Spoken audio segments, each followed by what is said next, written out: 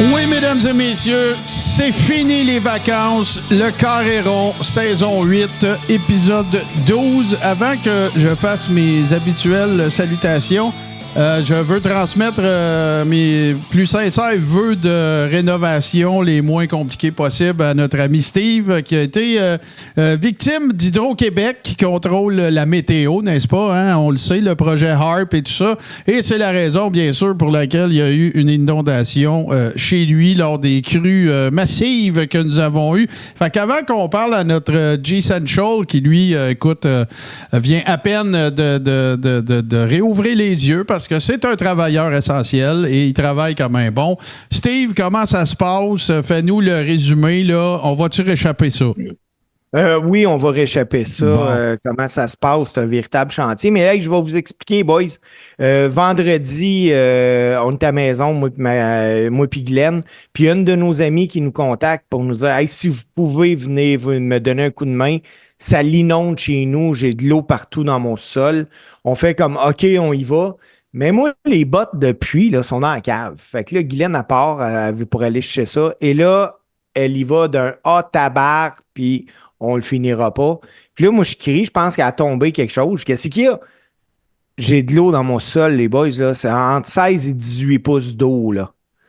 Mais moi, pour comprendre, la maison, le sol, il est fini, là. Il y a 2 chambres, une salle de bain, salle familiale, puis tout le kit. Là, il a fallu tout le lendemain couper les murs, enlever les planchers, tout le kit. Là, on est en attente des assurances. Non, c'est pas la joie, mais tu sais, j'ai des assurances. Il y a des gens là que c'est encore bien pire que moi. Ils ont autant de dommages, mais ils n'ont pas d'assurance. Puis, une maison, là, c'est l'investissement d'une vie. Hein. Tout à fait. Oui. Fait que, tu sais, moi, je suis chanceux dans ma malchance. On a des assurances. Aujourd'hui, tu vois, à un moment donné, parce que certains articles que tu as besoin, parce que mes électros, laveuse, sécheuse, congélateur, tout ça, c'est dans mon sol. Il n'y a plus rien qui marche. Ben non, puis ce qu'il y avait dedans non plus, c'est terminé. Non, c'est ça. Mais là, on a fait aujourd'hui, ben écoute, on va prendre le vieux gagné, là, puis on va aller en acheter d'autres en attendant de se faire rembourser. Tu sais, on se remboursera avec ça. Mais là, tu arrives au magasin, là. Nous, à Valleyfield, il y a peut-être, je sais pas, moi, je vais te dire, 2000 résidences qui ont été inondées. Ouais. Il n'y en a plus de choix, là. C'est plus, je cherche telle couleur, telle affaire. Non, c'est qu'est-ce que tu as de disponible. Ouais, non, c'est sûr et certain. Puis, puis étrangement, quand ce qui est disponible, c'est le plus cher. Ben oui. C'est comme le gag de Jean-François Mercier, là, de la madame qui disait que dans l'autre épicerie, les cocombes, ils étaient 10 cents au lieu de 13 cents. Puis que Mercier, il dit à la madame, pourquoi vous allez les acheter là? Pourquoi vous les achetez pas là, vos cocombes? Ben, il n'y en a plus. Ah, ben, c'est ça. Nous autres, quand on n'a plus de cocombes, sont 3 cents. Ouais, c'est ça. Fait que, finalement, ben, écoute, on va s'en sortir, là. Il faut regarder ça en riant. Puis, cette semaine, ben, à un moment donné, pour évacuer le trop-plein, ben, j'ai regardé de la lutte, puis j'ai hâte de vous parler de lutte à soir, les boys. Ouais, je pense qu'on est tous là-dedans, là, je pense. Oui. On se l'est dit, moi, puis Martin, tantôt, là. On est dû, là. Puis, écoute, il faut prendre des vacances, on va se reposer, il faut débrancher, c'est correct. Mais là, ça va faire, là. C'est fini, là. Puis, c'est passé des affaires, on va revenir tantôt, mais je t'ai coupé, là. Continue ce que tu voulais dire. Tu disais. Ben, c'est ça que j'ai écouté de la lutte en masse. Ça a été le fun, ça a fait du bien. Puis, maudit que je l'aime pas, Braun Breaker, mais ça, c'est une autre histoire. Bon, ben, on va en parler. Toi, mon beau G-Central, ça va tout être sous contrôle? Ça va bien? Ça va bien, mais écoute, je veux juste faire un petit bout sur ce qui arrive à Steve, parce que c'est bien plate, Steve. Ta maison, j'ai vu, il se bâche, puis je me suis considéré chanceux que tout s'était bien passé de mon bord. Tu sais, puis moi, bon, je suis locataire, je suis pas propriétaire, pour être honnête, là, mais j'ai un sous-sol aussi, ça aurait pu se produire. Mais là, à ce temps que j'apprends que tu es victime du complot d'Hydro-Québec à cause du climat, moi, je te l'annonce de 22h45 ce soir à 23h05 inclusivement. Je vais faire un convoi en solo, juste pour toi. Merci, JC. Ça, je l'apprécie vraiment. Ça me touche. Hey, c'est vrai, ça, vous venez de voir ça passer, là. Désolé pour les gens qui nous écoutent en podcast, mais oui, avec un abonnement à Tout ce qui TV, 3 mois d'Apple TV+, toi, chose. Écoute bien, c'est pas des farces. On est rendu là, qu'est-ce que tu veux. Mais, c'est bien big. Ouais, c'est pas big, man. C'est huge, là. Mais, en effet. Non, c'est ça. Puis, ben écoute, moi, il faut que je le dise, là. Excusez-moi, il faut que je réponde à quelqu'un. C'est bien important. Faut que j'en parle. Moi, j'ai comme pogné une chire plutôt de regarder des séries. J'avais comme besoin de changer un petit peu de beat ou peu importe. Fait que j'ai pas été capable d'être aussi assidu que j'aurais dû, je pense, en matière de regarder de la lutte. Mais je suis obligé de dire aussi, par exemple, puis on n'est pas encore dans le volet, bien sûr, actualité, mais je suis obligé de dire que je trouve ça un peu plus difficile. Sérieusement, je sens que même du côté de Raw, je nous sens comme dans une espèce de creux de vague. Même au niveau des storylines et tout ça, puis je trouve ça un petit affaire plus difficile. Est-ce que vous autres, vous sentez ça? Les gens dans le chat, sentez-vous ça, vous autres aussi? Martin, j'appelle ça le blues du Big Four. Moi, ouais, peut-être. Moi, là, c'est con ce que je vais dire. C'est plus difficile et c'est 100% la faute de l'équipe créative de la WWE. On nous a tellement donné du Roman que là, on a comme... Tu sais, hey, regardez, les gars, Cody va affronter KO là, pour... On n'est pas engagé dans rien. T'sais. On a eu que Cody qui a couru après la ceinture, c'était engageant. On a eu le Bloodline, c'était cool. Bloodline contre Sami, c'était vraiment hot. Là, on était à l'après ça. Puis on dirait qu'ils n'ont pas pensé à hey, on met qui, mettons, contre Cody? Ça va être quoi la bonne histoire? Parce que là, veut pas, même si on a Gunther champion à la WWE, à Raw, on n'a comme pas d'adversaire crédible pour nous engager dans quelque chose. Ben, il y a le retour de Roman là, qui ajoute des SmackDown. Oui. Non, je comprends, là, mais tu sais, peu importe, il n'y a rien non plus qui empêcherait un remaniement pour envoyer du nouveau jeu à Roman puis du nouveau jeu à Cody. Là. On le sait tous très bien que les rosters de Raw puis de SmackDown puis le draft, on s'en sac. Là. si à un moment donné, ça sert à l'histoire, il va envoyer quelqu'un à l'autre bord. Il n'y a pas de problème là-dessus. Là. Ça, j'ai aucun doute. Là. Mais bon, mais d'un autre côté, excuse-moi, Martin. Ouais, non, vas-y. Parce que tu parlais de Gunther qui est champion. Là, à Bash in Berlin, Gunther va quand même se frotter avec Randy Orton encore une fois. Ouais, ça va être excellent. Bon, Roman est le retour. On sait où ça s'en va avec la Bloodline. Ça s'enligne sur les War Games. Mais l'équipe créative nous donne du jus sur certaines affaires. C'est peut-être pas là où tu en voudrais, mais moi, j'ai hâte de voir Mamie pogner Dirty Dom. Ouais, mais tu sais, regarde, on s'en va dans les actualités de lutte, ça va faire. Bonne idée. Ce que j'allais dire, c'est que je suis tanné des rematchs post-Big Four. Braun contre Sami. Tu sais, je suis tanné de ça. Je suis tanné de A et B plus C plus D, A plus C puis B plus D. Là, on va l'avoir avec Final Testament puis New Day. Tu comprends? Là, on est dans... Je comprends que, tu sais, à un moment donné, tu peux pas être... t'es pas toujours à 2 semaines de présenter WrestleMania. C'est correct, je comprends.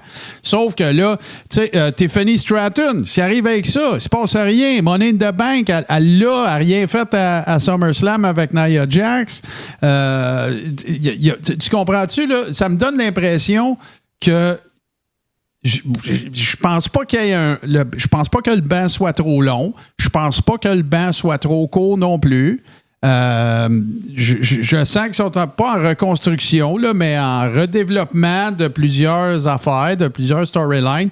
Je ne sais pas, tiens, j'ai envie de commencer avec ça. Je vous le demande à tous les deux. Commence avec ça, JC. Wyatt Six, il est trop tard. Ça a été trop long. Ils ont teasé Oui. trop longtemps. Là. J'ai déjà l'impression que la balloune est dessoufflée. Il n'y a pas de mystère. On le sait que c'est beau Dallas. On le sait. On le voit pas de masque des fois. Tout. C'est moins fort que Ben, ça sera jamais. la Wyatt Family. Ben non, ça sera jamais aussi fort. C'est-tu moi ou y a-tu quelqu'un qui va m'expliquer qu'est-ce que Dexter Loomis a pris pour que les cheveux ils poussent vite de même? C'est des rallonges, Steve. Hey, Si tu veux, tu peux en avoir, Steve. C'est juste que tu n'aurais rien après quoi les pogner, là, mais ça se fait. C'est ça, tu sais, t'aurais l'air un peu de Paul Heyman avec une couette. Ouais. Mais même pas, tu sais, parce que la couette, faut qu'elle pogne. Mais, tu sais, Martin, tantôt, je parlais du blues. T'aurais des dreads juste sur le côté.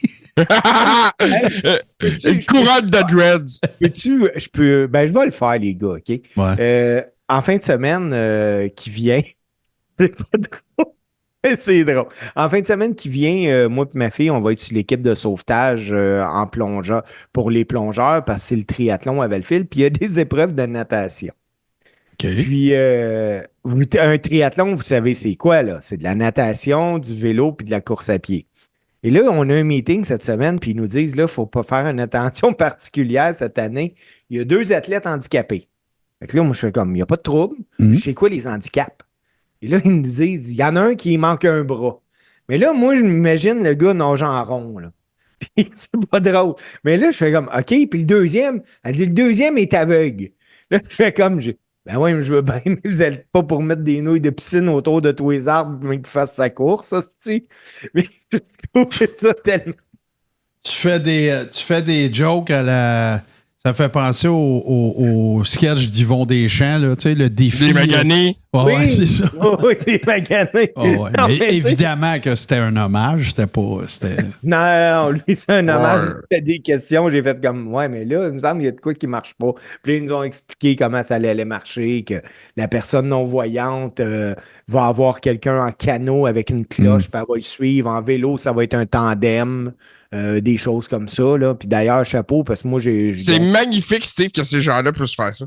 Moi, je suis en santé, puis j'ai pas le courage, puis c'est bien une question de courage, de m'entraîner, de même penser m'entraîner Oh non. faire un triathlon. À la place, moi, j'ai le courage de trouver des défaites pour pas le faire, tu sais. Ah, mais c'est ça, t'es un top G, Steve. Oui, mais non, Top G, ouais. Mais non, c'est ça. Ouais, ça me tentait de commencer par ça parce que j'ai regardé le dernier Raw. On a dévié la Wyatt Six, c'est ça. Ouais, mais le dernier Raw, là, moi, j'écoute ça à la fin de ma journée. Là, je me couche puis je le mets, mettons. Là, je peux pas l'écouter live. Puis j'ai pas toffé. Parce que c'est toujours la même recette, c'est toujours la même affaire, c'est toujours la même rengaine. C'est toujours... Hey, écoute, là... Combien de fois que Raw puis SmackDown, combien de temps encore Raw et SmackDown vont commencer avec un recap de SummerSlam? Ah, c'est fou, hein? T'as assez, rendu à la 2e semaine, je trouve ça weird. C'est assez, là. Tu sais, fait qu'en tout cas, je trouve ça. C'est peut-être moi, là. C'est peut-être pas le produit autant que moi qui avait justement. Qui avait comme besoin Martin, attends, par exemple. Il s'est passé des belles choses à NXT encore cette semaine. NXT, ça. Au Bafemi contre Otis, là, c'était quelque chose. Ouais. Ben, cette semaine, je suis obligé de donner la palme parce que Otis puis Tozawa contre les Creed Brothers, c'était tout un match. Wow! C'était un show stealer. Ouais, c'était tout un match. J'aurais pas pensé que ces quatre-là. Les Creed Brothers, on les connaît bien. On sait que c'est des machines, c'est des bons workers, mais voyons, Alpha Academy, ils ont donné un moyen match. Vraiment. Mais, comment il s'appelle le partenaire d'Otis? Là? C'est Akira Tozawa. Ouais, écoute, il a fait des shots dans le match. J'étais là, je fais comme il fourrade, ce gars-là. Ouais. À un certain moment donné, il faisait des moves comme Scott Steiner. T'as-tu vu le botch? T'as-tu vu le botch entre la 2e et la 3e? Parce qu'il a failli se tuer? Oui. Ben, ils ont justement, l'arbitre a descendu immédiatement voir s'il était correct. C'est que dans le fond, sur son dive, les pieds ont accroché, là. Je vous rappelle que c'est la 2e fois que Tozawa se fait botcher de même cette année à la Andrew the Giant Memorial Battle Royal. Ouais. C'était fait lancer. Ouais. Mais en tout cas, ça s'était pas bien passé. Ça s'est bien terminé. Il s'est pas fait mal. Ils savent tomber, ce monde-là. Wink, wink. Ouais, une chance. Mais ce match-là, moi, juste le finish, là, que la fille arrive et elle s'en prenne à Maxine Dupree. Ouais. Moi, j'aurais aimé mieux que ça finisse par un tombé. Là, nous autres aussi, mais regarde, c'est ça. Ouais. Ça prenait une twist heel un peu pour que ce combat-là se termine. C'est un show de TV de la lutte. C'est pas de la lutte à TV. Exactement. Écoute, je vais commencer par... moi, c'est un personnage que j'aime beaucoup. Il va sûrement faire les frais d'une chronique lutteur old school, mais on a appris le décès à 74 ans de Kevin Sullivan, le Taskmaster, Booker, agent, lutteur, méga heel dans les années 80, en Floride en particulier. On lui refusait même l'accès à l'église tellement on pensait que c'était vrai, que c'était un gars satanique. Écoute, c'est sûr que là, j'ai un blanc, là, c'était pas Temple of Doom, c'était pas Legion of Doom. Dungeon of Doom, voilà. La machine a créé des méchants pour Hogan à WCW. Hein, on les a tous vus passer. Ils ont même avec Shark, Zodiac. Ils ont même ramené Kamala. Là, écoute, là, c'était la recette de la WWE à saveur Kevin Sullivan. Mais bon, ça a donné ce que ça avait à donner parce que ça a fait en sorte que le heel turn de Hogan à Bash at the Beach a été le plus grand heel turn de l'histoire de l'humanité. Mais définitivement une tête de lutte. Un autre des spots ou des angles que je me rappelle avec lui, c'était bien sûr Mr. Bookerman avec Brian Pillman, évidemment, là, qui a mené vers ce fameux workshoot de Brian Pillman dans lequel il y a, écoutez ça, là, vite fait, là, c'est pas, ça date pas, ça concerne pas Kevin Sullivan directement, mais c'était lui le booker à l'époque, puis il a permis à Brian Pillman de faire ça. Brian Pillman s'en va voir Eric Bischoff, puis il dit, j'ai une idée. Je vais aller me faire engager par la WWE, mais je vais encore travailler pour toi. Ça, c'est avant la NWO, là. OK? Puis, si vous vous souvenez, ce qui est arrivé, c'est que il s'est servi de cette histoire-là, genre, pour dire à Vince, hey, j'ai dit à WCW que je m'en venais chez vous, mais que je continuais de travailler pour eux autres. Fait que qu'est-ce que ça a fait? Ça a fait, ben regarde, on va faire un genre de double turn. Tu vas t'emmener travailler pour nous autres, mais tu travailleras plus pour eux autres. Puis pour être sûr que tu acceptes, on va te donner plus de cap. Lui a dit, OK. Fait que c'est ça qui a fait qui est arrivé à WWE, puis ça a amené, bien sûr, au fameux segment, probablement un des plus controversés de la Attitude Era. Le segment où est-ce que pas Vince, mais Stone Cold arrive chez Brian Pillman, chez eux, sa femme est là, les guns, puis toute la patente. Mais Martin, c'est pas plus malaisant que l'entrevue de la veuve de Brian Pillman. Ben, ça, c'est Vince, là. C'est plus Kevin Sullivan, là. Mais non, c'est ça. Fait que, on avait parlé il y a quelques semaines, je pense dans l'épisode 11, je pense que c'était dans le dernier avant le congé, que Kevin Sullivan avait démarré un GoFundMe, que sa fille était à son chevet. J'avais parlé aussi des gens qui avaient été très généreux, Chris Jericho, Cody Rhodes et tout ça. Et ben voilà, il a rendu l'âme à 74 ans. Tout ça, c'était le fruit de plusieurs affaires. Là, on ne tombera pas dans le diagnostic. Mais, fait que, ben, évidemment, condoléances à la famille puis aux fans. Puis, tu sais, il y a peut-être moins de gens qui sont au courant de ça, mais Kevin Sullivan, il a travaillé à la WWE aussi, là. WF plutôt, là, avant que Vince change le nom. Il a été c'était un gars que Vince Senior appelait régulièrement. Tu peux-tu venir me faire 2 semaines? J'ai un babyface que je veux builder up ou des affaires comme ça. Et ça a probablement été l'un des êtres humains les plus proches de Eddie Graham aussi en Floride, Florida Championship Wrestling. Eddie Graham, j'en ai déjà parlé, qui était considéré comme, écoute, l'éminence grise des bookers de lutte de l'histoire de l'humanité. Puis c'est de lui que, comme Bill Watts, qui l'a appris à booker et tout ça, et qui a fait son école. Fait que voilà, il y a quand même... Puis ai-je besoin de dire que c'est l'ex de l'épouse Chris Benoit, et évidemment, il a été marié avec elle. Quand on pense à la carrière de Kevin Sullivan, on ne peut pas penser au fameux angle qu'il a lui-même booké et qui a fait en sorte que son épouse, qui s'appelait à l'époque Woman, là, soit devenue la conjointe de Chris Benoit. Et il y a un fameux match dans lequel... en fait, ils ont fait un genre de Edge et Lita avec ça. C'est que là, les deux savaient, c'était au grand jour, ils savaient que sa femme était rendue avec Chris Benoit, puis ils ont lutté. Ça a l'air que c'était pas mal stiff. Alors, ouais, c'est ça. Fait que, voilà. Puis tiens, je vais continuer une petite dernière. Bilan de santé, il paraîtrait, messieurs, et c'est un peu prévisible que Vince se porterait pas top shape, comme dirait l'autre, comme on est habitué à le connaître. Là. Linda qui a sorti ça. Hein? Ouais. Il semblerait que le génétique Jack Hammer ne soit plus aussi en forme qu'il l'a déjà été. Puis là, écoute, là, je vous parle de mon expérience personnelle des gens qui se sont rendus à un âge avancé dans mon entourage. Quand les gens peuvent plus faire ce qu'ils font au quotidien, c'est souvent là, j'imagine, que les bébites sortent. Mais on ne sait pas ce qui se passe. On ne sait pas ce qu'il y a. Écoute, c'est des dirt sheets qui ont sorti ça.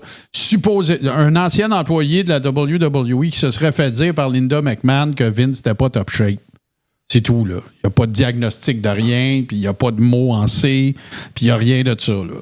Non, puis tu sais, le genre d'enquête qu'il y a dans les affaires de Vince en ce moment, ça peut faire en sorte qu'il ne se sente pas top shape. Le stress, c'est... voilà. Ouais, c'est... Exercice physique, bien s'alimenter, sommeil, relaxation, divertissement. C'est les 5... Moi, je suis sûr que c'est sa crise de moustachelette qui a fait ça. C'est son bandana qui était trop serré. Bon. Do-rag. Ouais, on se réjouira pas des malheurs de quelqu'un, mais il y en a que ça me dérange un petit peu moins. Tiens, je vais le dire comme ça. Ouais, peut-être la teinture aussi, parce que, écoute, tu ne viendras pas me faire croire que ce gars-là, il est chaud de Mais bon, on l'a pas vu non plus, ça fait longtemps, fait que voilà. Allez-y, messieurs, vous devez en avoir certainement, vous aussi. Oui, je sais pas si vous saviez, mais Tommy Billington, qui est le neveu de Dynamite Kid, là, qui a fait ses débuts à la AEW il y a une couple de semaines. Lui, ce qui est particulier, c'est quand il a quitté l'Angleterre, avec moins de 500 $ en poche pour le Canada. Il a commencé à lutter, puis il y a eu un essai, Tommy Billington, à la AEW. Il a lutté contre Dax Harwood. Puis avant le match avec Harwood, il était franc, le gars. Il a dit, écoute, j'ai plus de maudite scène, je sais même pas où je couche à soir, tu sais. Puis Harwood, il a dit, donne-nous un bon match, puis on va te trouver une job. Le match a été assez incroyable. Il est disponible sur YouTube, d'ailleurs, là, si le monde veut aller le voir. Puis, à la fin du match, quand il est revenu, la AEW, il a offert un contrat. Un contrat qu'il n'a pas accepté tout de suite parce que la WWE l'a aussi contacté. Puis, il a finalement décidé de signer avec la AEW. Là, puis, je trouvais ça vraiment cool parce que c'est Dax Harwood qui est allé voir la direction de la AEW pour dire, hey, ce gars-là, là, il s'est défoncé, il est bon, il a besoin d'une job, donnez-y une job, puis ils l'ont fait. Mais il reste quand même que, tu sais, la première affaire à laquelle j'ai pensé quand j'ai vu cette nouvelle-là, c'est que, tu sais, on s'entend, là. Ce gars-là, il a tout contre lui, là. Tout. Parce qu'il va toujours être comparé à son oncle, puis c'est un des meilleurs workers de l'histoire de l'humanité, là, tu sais. Fait que c'est sûr que, regarde... baby steps, puis une affaire à la fois, mais écoute, là, tu sais, disons que c'est des grosses pointures à chausser. Si exécrable un être humain puisse avoir été Dynamite Kid, là, on sait toute l'histoire avec son ex puis tout ça, mais il reste, puis c'est un bully backstage, j'en parlerai à Jacques Rougeau, mais au-delà de ça, il y a une belle histoire quand même. Regarde, tout ce qu'on peut y souhaiter, c'est que ça se passe bien, qu'il n'y a pas de blessure, puis que, écoute, c'est ça, il n'y a pas de... Que tout se passe bien, c'est une belle histoire, c'est cool. Tu viens de parler, pas de blessure, là. On a écouté Raw cette semaine. Braun Breaker, Sami Zayn. Sami Zayn, là, on dira ce qu'on veut. Faut-tu être malade, prendre la shot qu'il a pris quand l'autre il pitch au bord de la barricade, c'est chaises? Non, moi, tu sais, regarde, là. Puis là, c'est pas. Je te taquine pas à propos de Sami Zayn, c'est pas ça, je l'adore, Sami Zayn, c'est pas ça. Mais à quoi ce match-là sert-il? Ah, rien pas en tout, Martin. Ça n'a pas placé une Feud future. Rien. Ça n'a rien donné. Mais j'inviterais Steve, parce que je ne veux pas le taquiner sur Sami Zayn non plus, mais j'inviterais Steve à revisiter ce que Sami Zayn a fait, entre autres, à la ROH. Puis il verrait que le spot qu'il a fait avec les chaises, c'était pas si pire que ça. Oui, c'est sûr. Là. Tu sais, là, c'est indie, tu veux monter, tu veux te prouver. Tu vas en faire des shots de même. Hey, Kevin Steen contre El Generico, le ladder match, allez voir ça. C'est fou, c'est juste fou. Les matchs en équipe contre les Briscoes. Là. Mais pour la WWE, de voir une cascade comme ça sur Raw, là, pas un pay-per-view, ça, là. J'ai trouvé ça assez particulier. Puis c'est une maudite shot, là. Vraiment, là, hey. Mais écoute, c'est que si tu bookes Sami Zayn avec Braun Breaker après SummerSlam où Braun Breaker a gagné la ceinture, on le sait que Sami ne gagnera pas. C'est clair. On le sait, là, ils ne donneront pas la ceinture à un jeune comme Braun Breaker qui est up and coming pour une semaine. Oublie ça. Là, il n'aurait juste pas fait gagner à SummerSlam. Puis là, ben, qu'est-ce que tu fais pour que le monde parle du match pareil? Ben, c'est des spots, des high spots comme ça, qui risquent juste de blesser quelqu'un. Puis pas juste Sami, là. Je parle pas juste de Sami. Braun Breaker aussi, là. Hey, mais ça n'a pas d'utilité, moi, je pense. Juste une chose, Marthe, ils l'ont pas fait gagner à SummerSlam, Braun Breaker. Excuse. Oui. Non, c'est Sami qui a gagné à SummerSlam. C'est la semaine d'après que Breaker Non, c'est vrai. Oh, c'est un Money in the Bank que Braun a perdu contre Sami à Toronto. Fait que ça fait 3 matchs que tu essaies de me vendre comme un main event. Là. Ça va, là, on a fait le tour. Là. Ouais. Tu sais, fait que. Mais, ça nous dit-tu qu'ils sont dans la chenoute un peu pour. Ils ont comme plus de main event guy à Raw. Là. Non, moi, c'est pas ça que je pense. Je pense qu'ils en ont, mais ils les ont pas bookés de même. Austin Theory, qu'est-ce qui se passe avec ça? Hey, bravo! Le flop de l'année, c'est quand Austin Theory est obligé de poster sur un chokeslam pour Jelly Roll. Tabarnouche. Ouais, il faut faire passer Jelly Roll comme étant un tueur dans le ring. Ça là, écoute, j'ai pas eu la chance de l'écouter. C'est sûr que Jim Cornette, il a salué ses step-in. C'est sûr que Roddy Piper, s'il avait été en vie, il serait présenté dans le vestiaire avec un 12. Parce que c'est quoi la valeur d'Austin Theory à cette heure? Il se fait chokeslammer par des chanteurs country. Ben, gars, on va revenir de plusieurs années en arrière. C'est exactement la fin de la carrière de Mark Mero. Ben oui, sa femme. C'est ça. Ben, en fait, c'est pire que ça. Ben, c'est pire que ça. Stone Cold, il a dit, ben non, je veux pas de match avec Mark Mero. Il vient de se faire le powerbomb par une femme de 110 livres. C'est ça. Là, moi, je sais pas, là, mais mettons, je suis Randy Orton. Je fais comme, pourquoi tu veux me faire travailler avec un gars qui se fait battre par un chanteur country? Ben ouais, c'est exactement ça. Moi, je trouve ça. Écoute, là, peut-être, on ne sait pas tout, là. Tu sais, est-tu arrivé de quoi backstage? C'était-tu parce que Vince le voyait dans sa soupe? C'est-tu un mélange de toutes ces affaires-là? C'est-tu parce que Triple H le voit juste pas là? Je le sais pas. Sauf que, regarde, tu peux pas me dire à moins que le gars, sa seule utilité, c'est de se faire chokeslammer par Jelly Roll parce que. Puis écoute, en plus, il poste, il est dans les airs pendant 1 heure. Oui. C'est le plus beau chokeslam jamais vu de ma vie, je pense. Écoute, Jelly Roll a eu l'air d'1 million de dollars là-dessus. Ben oui. Fait que tu sais, puis écoute, là, Jelly Roll, là, je comprends, là. Tu sais, il y a peut-être des fans de Jelly Roll qui nous regardent ou qui nous écoutent présentement. C'est super cool, c'est bien correct, tout le kit. Mais qu'est-ce que ça y donne à lui? Puis qu'est-ce que ça donne à Austin Theory? Rien. Ça ne sert à personne. Tu sais, là, Jelly Roll, là, le lendemain ou le surlendemain ou la semaine d'après, qui est allé faire un show d'un aréna, là, tu penses qu'il a ouvert son show en disant « Hey, avez-vous vu, j'ai chokeslamé Austin Theory la semaine passée? » Ben non! Le payoff, il dure 4 secondes. Puis, on s'entend-tu que le payoff, il vient juste de monde qui sont fans de Jelly Roll? Ben oui. Parce que moi, je suis pas fan, fait que je trouve ça niaiseux. Puis je suis pas obligé d'être un vendu fini d'Austin Theory non plus pour trouver que ça n'a pas d'allure. Mais tu sais, regarde, Austin Theory, Carmelo Hayes, voyons, Chad Gable, il y en a plein des gars que, tu sais, tu peux, je te dis pas demain matin, t'es fait main eventer Survivor Series. Je dis, commence à les builder up pour qu'ils s'en aillent là.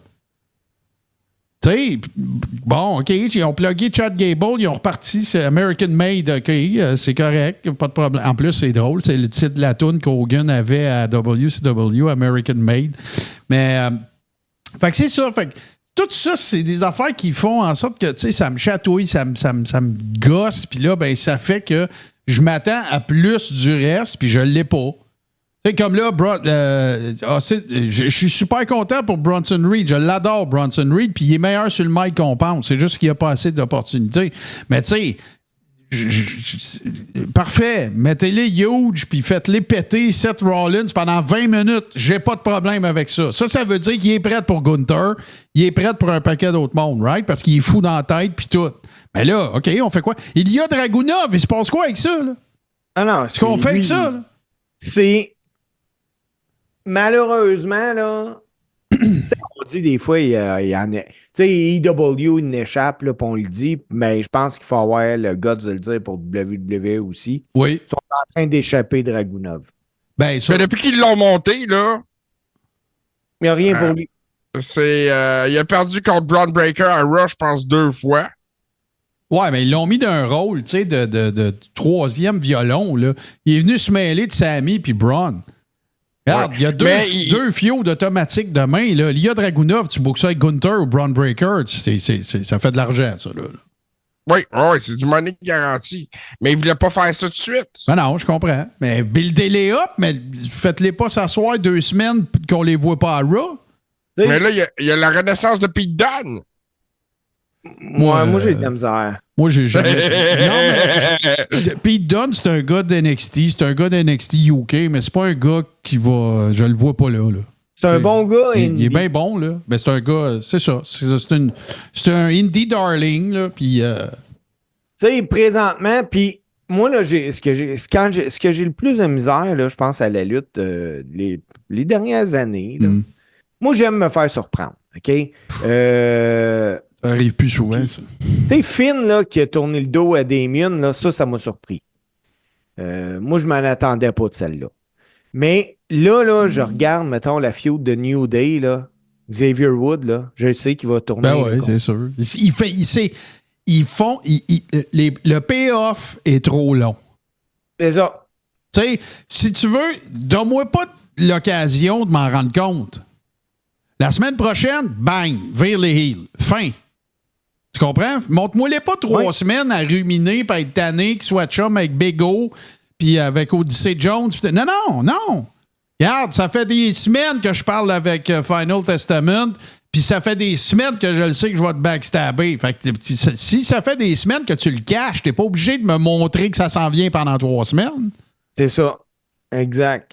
Exactement. Hey, les boys, avez-vous vu... c'est pas à Raw, je pense que c'est au pay-per-view. Mark Henry et son fils.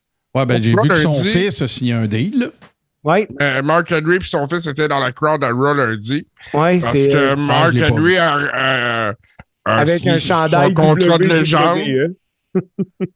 Puis, mais il y avait aussi dans la foule à Raw lundi, écoute, le retour d'une grande légende féminine, Candice Michelle.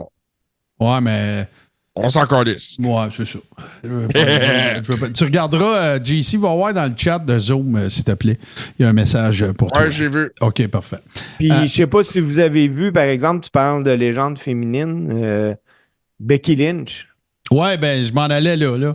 Vas-y, mon Mark. J'ai regardé. Vas-y, moi, je vais commenter après. Vas-y, Becky Lynch, qui est free agent depuis le mois de mai. Ouais. Qui, là, semble. Je pense que ça se dit. Je pense qu'elle profite de son statut là, de free agent pour avoir un break. Parce que moi, je rappelle que Becky Lynch, avec son mari Seth Rollins, ont eu un enfant. Là. L'enfant a 3 ans. Ils l'ont chambardé partout dans le monde, ce petit enfant-là. Puis là, elle a même c'est des workers solides, là. Ouais. Puis elle en a même profité pour écrire sa biographie. Puis, je vous ferai remarquer que Seth Rollins est reparti parce qu'il n'était pas prêt non plus à faire effectuer un retour en tant que lutteur à temps plein.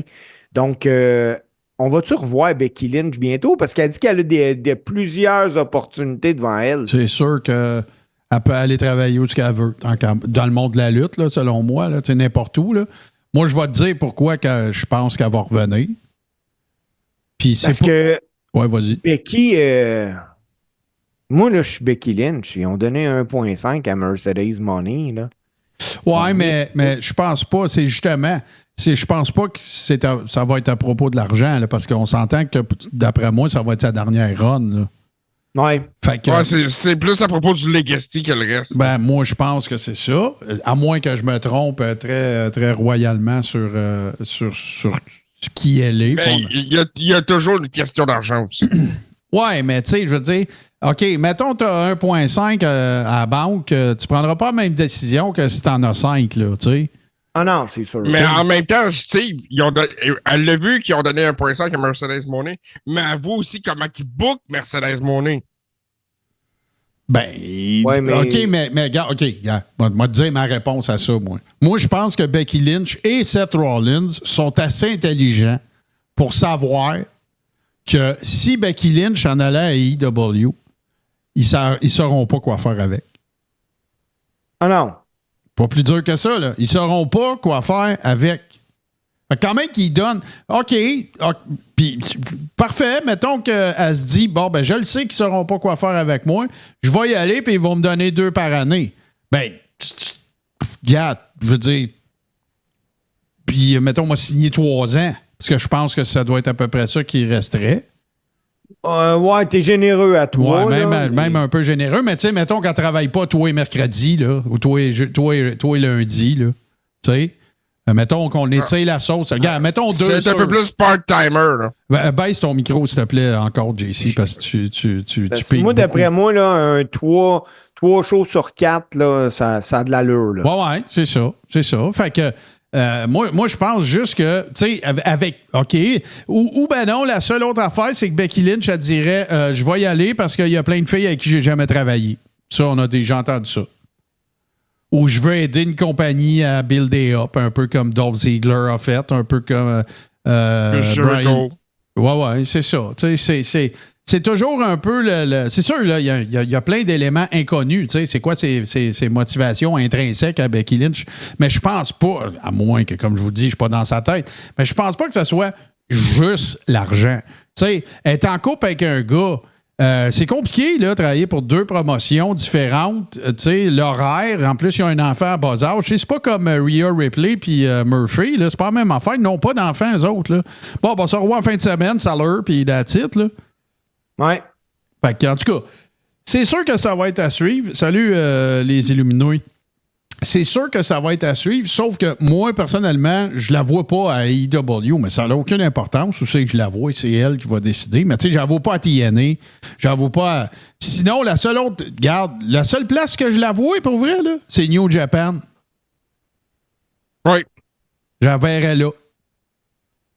Je sais pas pourquoi, je trouve ça plus naturel que de t'en aller au bord de la rue. Tu sais, vraiment faire de quoi de différent. Là, elle n'a rien à prouver à AEW, mais elle a encore de quoi à prouver à New Japan parce que les filles là-bas, là, c'est pas... c'est ça. C'est pas... de notre bord, il y a des Tiffany Stratton, puis des Bianca Belair, puis des tout ce que tu voudras. Sauf que, tu sais, là-bas à New Japan, une division féminine, il n'y a pas des storylines à pu finir. Là. C'est la fille A est tough, la fille B est tough, puis ça fait des griffes de bons matchs de lutte. C'est ça, New Japan. Là. Les storylines, c'est presque tout le temps des conférences de presse. Là. Ouais, c'est ça.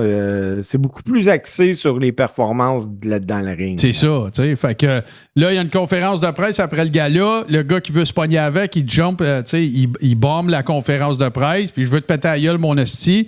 Puis là, mettons, Tanahashi, il se lève ou Okada se levait. Puis là, ça se crée après, tu comprends rien. Puis là, ben, quand t'arrives à Wrestle Kingdom, ben, il se pogne. C'est ça les storylines à New Japan. Mais c'est pas moins bon dans le ring, par exemple. C'est vraiment malade. Là. Mais on dit ça, mais tu sais, tu peux pas t'asseoir à regarder la lutte du Japon avec tes yeux d'amateur de lutte de l'Amérique parce que c'est complètement différent. Non, c'est un autre produit complètement. Puis justement, les gars, je vous mets des dents un call que j'ai fait, je pense, l'année passée. J'avais dit que les deux personnes qui s'en iraient de la AEW pour aller à la WWE, ça allait être Jade Cargill, c'est fait. Puis l'autre que j'ai nommé, c'est Ricky Starks, puis il y a bien des rumeurs. Ça s'intensifie beaucoup, ce temps-ci. Là, ton micro, il est vraiment parfait, JC. Mets un tape là-dessus, c'est merveilleux. Parce que Ricky Starks, on l'a pas vu à TV depuis mars. C'est un super bon worker. C'est un gars qui est venu à bout de tenir tête sur le mic à MJF. Il n'a pas eu l'air fou pantoute. C'est pas normal que ce gars-là soit pas mis en contribution. C'est sûr que c'est parce qu'il y a un problème. Puis ce que j'ai lu, moi, c'est qu'il voulait faire tourner Ricky Starks babyface, puis lui, il voulait pas. Ça se peut, hein? Ça se peut, certain. Mais oui, lui, aussi, je le vois arriver à WWE, mais là, tu as parlé de Jade Cargill avant, puis je voulais juste faire un petit affaire. Ça va pas vite, hein? Hey, c'est fou raide, hein? C'est difficile. C'est très difficile. Vraiment difficile. Ouais. Hey, moi-même que je suis en train de me dire, écoute, AEW avait jeté l'éponge en disant... Ben, moi, je pense qu'ils ont voulu jumper le gun trop vite. T'sais, le star power, elle l'a. Ah, ben oui. T'es pas capable d'enlever tes yeux sur elle. Ça marche pas. Puis là, Jade Cargill, elle a le star power, mais quand elle embarque dans le ring, là, est-ce que ça se bat? Ben, moi, je pense que ce qu'il aurait dû faire, tu te rappelles-tu, c'est ça qu'ils vont faire. Je suis sûr que c'est ça qu'ils vont faire. Rappelle-toi Mark Henry. Mark Henry est arrivé, contrat de 10 ans, il était allé aux Olympiques 2 fois, c'était écrit star partout, il y avait du talent, il était charismatique, tu sais, tout ça. Il arrive à WWE, ça marche pas. Lui, il a pas catché à vie, il a pas compris. Fait que qu'est-ce qu'ils ont fait? Ils l'ont envoyé à Calgary Stampede. Puis ils l'ont fait travailler avec Brett, il a donné un coup de main, mais ses frères aussi, puis tout. Après ça, il est revenu, ils l'ont humblé down, il a été chauffeur. Même avant ça, il a été chauffeur pour Yokozuna. Il a payé ses 12 au bout. Puis là, il est revenu, puis là, il a compris la psychologie, pourquoi faire tel move, pourquoi pas le faire là, pourquoi le faire plus tard, et ainsi de suite. Puis là, il est devenu le worker qu'on connaît. Quand ils ont signé Jade Cargill, moi, je pense qu'il aurait dû se dire, c'est un projet de développement, puis on repart à zéro. Je pense, puis c'est pas ça qu'ils ont fait, parce que la première semaine qui a été éligible après son 90 jours, ils l'ont sacré à TV. Oui. Oui. Puis tu sais, pour vrai, j'en voyais arriver avec Bianca. Elle faisait de l'ombrage à Bianca. Là. Tu voyais Jade avant de regarder Bianca. Oui. Et c'était même pas comparable sur le ring. Là. Non. Puis ça ne l'est pas encore. Ah non. Ça le sera probablement jamais, mais tu sais... Mais faut pas enlever non plus les capacités athlétiques de Jade Cargill, par exemple. Non. Il y a un potentiel incroyable. Ben, c'est ça, ils ont jumpé le gun trop vite. Regarde, là, on en a déjà parlé, là, puis le parallèle, il est un peu boiteux, mais vous allez comprendre. Tom McGee, Vince, il le voyait dans sa soupe. Le fameux Saint Graal des matchs de lutte, le match Brett contre Tom McGee, que Tom McGee bat Brett à la fin des années 80. Vince, il est convaincu qu'il a trouvé le remplaçant de Hulk Hogan. Brett le fait avoir l'aide $1 million. Là. OK? Puis après ça, ben, il envoie Tom McGee sur la route, ils le mettent pas à TV, ils disent, regarde, on va le casser, on va l'envoyer sur la route, faire des house shows, s'en aller avec le cirque, la WWF, là, le B-show, mettons, là. Ben, ça n'a jamais marché. Il n'a jamais catché, il n'a jamais embrayé, tu sais. Mais il y avait, sur papier, il y avait absolument tout. Beau bonhomme, shape de Dieu. T'es capable de faire un standing backflip. Tu sais, il y avait plein d'affaires pour lui, là. Mais ça n'a jamais... Tu sais, fait que est-ce que ça aurait pu se passer autrement? En tout cas, moi, j'ai pas encore jeté la serviette, mais tu sais, quand je regarde ces matchs, là, quand elle n'est pas là, son ring entrance, quand elle arrive, quand ils font les belles, puis tout, OK, mais quand elle rentre dans le ring, je suis le même. Je regarde comme ça. Là. Mais, comment je te dirais ça? Ils ont jeté l'épaule sur Gable Steveson. Ouais, Gable Steveson qui n'est toujours pas coupé encore par les Bills de Buffalo. Hein? Ouais, mais Gable Steveson, moi, je pense qu'il s'est coupé lui-même, JC. La journée qu'il a dit qu'il voulait se requalifier pour les Olympiques, il était sous contrat avec la I. Voyons. Ouais. C'est pas une manière de dire peux-tu me couper, s'il te plaît? Là, regarde, moi, je fais plus de projet avec toi. Ça va être quoi après ça? Tu veux te lancer dans le judo? Tu sais. Mais c'est vraiment. Bon look, Gable Steveson là, est vraiment un athlète. Là. Tout à fait. Moi, là, écoute, son agent réussit à y avoir un essai avec les Bills de Buffalo dans la NFL, puis il est encore au camp. Ben oui, mais regarde, Brock Lesnar, c'est un athlète. Ah, ben oui. Ben, il a été des derniers coupés pour les Vikings. Oui. C'est sa fesse qu'ils l'ont pas gardé, là. Moi, je capote quand je vois ça. Tu sais, là, quand exceller dans un sport, c'est quelque chose, mais exceller dans 3 sports, là. Ben, c'est qui? C'était, voyons, hey Martin, tu dois te rappeler de ça. Le gars, c'était un joueur de baseball puis un joueur de football. Ben ouais, Deion Sanders. Non. C'est Bo Jackson, le meilleur. Oui, il y a Bo Jackson. Oui, c'est vrai. Non, mais Sanders aussi, il jouait dans la NFL. Il a fait les deux, mais Bo Jackson. Mais il n'a pas eu la même carrière. Attendez, là. Là, vous venez de me foutre le pied dans une ruche au complet, là. Avant Prime Time Sanders, il y avait Bo Jackson. Oui. Fin. Terminé. Tu sais, exceller dans 2 sports. Mais ça enlève rien à Deion, là. Ah. Mais Bo Jackson l'a fait avant. Puis regarde, Michael Jordan l'a essayé, ça n'a pas nécessairement marché.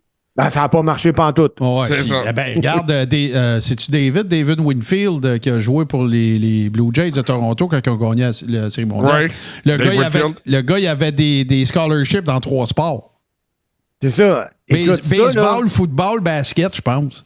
Ça, c'est vraiment des athlètes. Ah ouais, il y en a des de même. Là. Regarde, en musique, c'est pareil. Tu sais, tu regardes un artiste, mettons, que tu trouves bien cool, tu le vois gratouiller à la guitare, mettons, sur le stage, puis là, il y a la garoche, puis tout. Puis là, tu vois une vidéo, il joue du piano. Fuck you, là. Comment ça, tu joues du piano? Tu sais, ça sort de où, ça? À un moment donné, t'as quoi? T'avais un piano dans la cave, t'es descendu en bas, bing-a-ling, là? Ah non, c'est fou raide, là. Moi, non, ça, c'est vraiment un athlète. Hey, un autre qui est athlète, mais là, il est athlète pour se mettre les pieds dans la gueule. C'est Tony Khan, les boys. Ah, il est... là, Tony Khan, hey, je sais pas, il y a quelqu'un en quelque part qui a oublié de dire à Tony Khan, ça te tente-tu de te fermer la gueule un peu? Là, ils font All-In en fin de semaine à Londres. Ouais. L'année prochaine, All-In n'est pas à Londres, non. mais il vient à Arlington, au Texas. Yes. Et il a annoncé qu'en 2026, il s'en retourne à Londres. Hey, on s'en fout 2 ans d'avance, là, Tony, là. Ben non, mais il veut faire comme l'AI, puis là, il est en signature de contrat avec Warner Brothers, puis garde, là, il fait un show. Hey, moi, il me fait capoter, là. Garde, combien de fois? OK.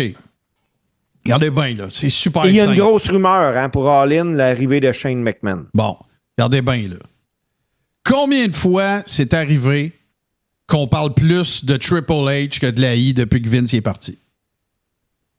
Jamais, ben. Là. 0. Combien de fois c'est arrivé qu'on parle plus de Tony Khan que de la AEW? À chaque fois qu'on parle de la AEW. Voilà. Fin. Terminé. C'est mon point. Merci, votre honneur. J'ai plus de questions. C'est pas compliqué. Mets tes workers en avant. Fais annoncer des affaires par ton staff, par ton... Tu sais, Triple H, c'est différent parce que c'était un worker et pas juste un worker, un first entry ballot Hall of Famer, là.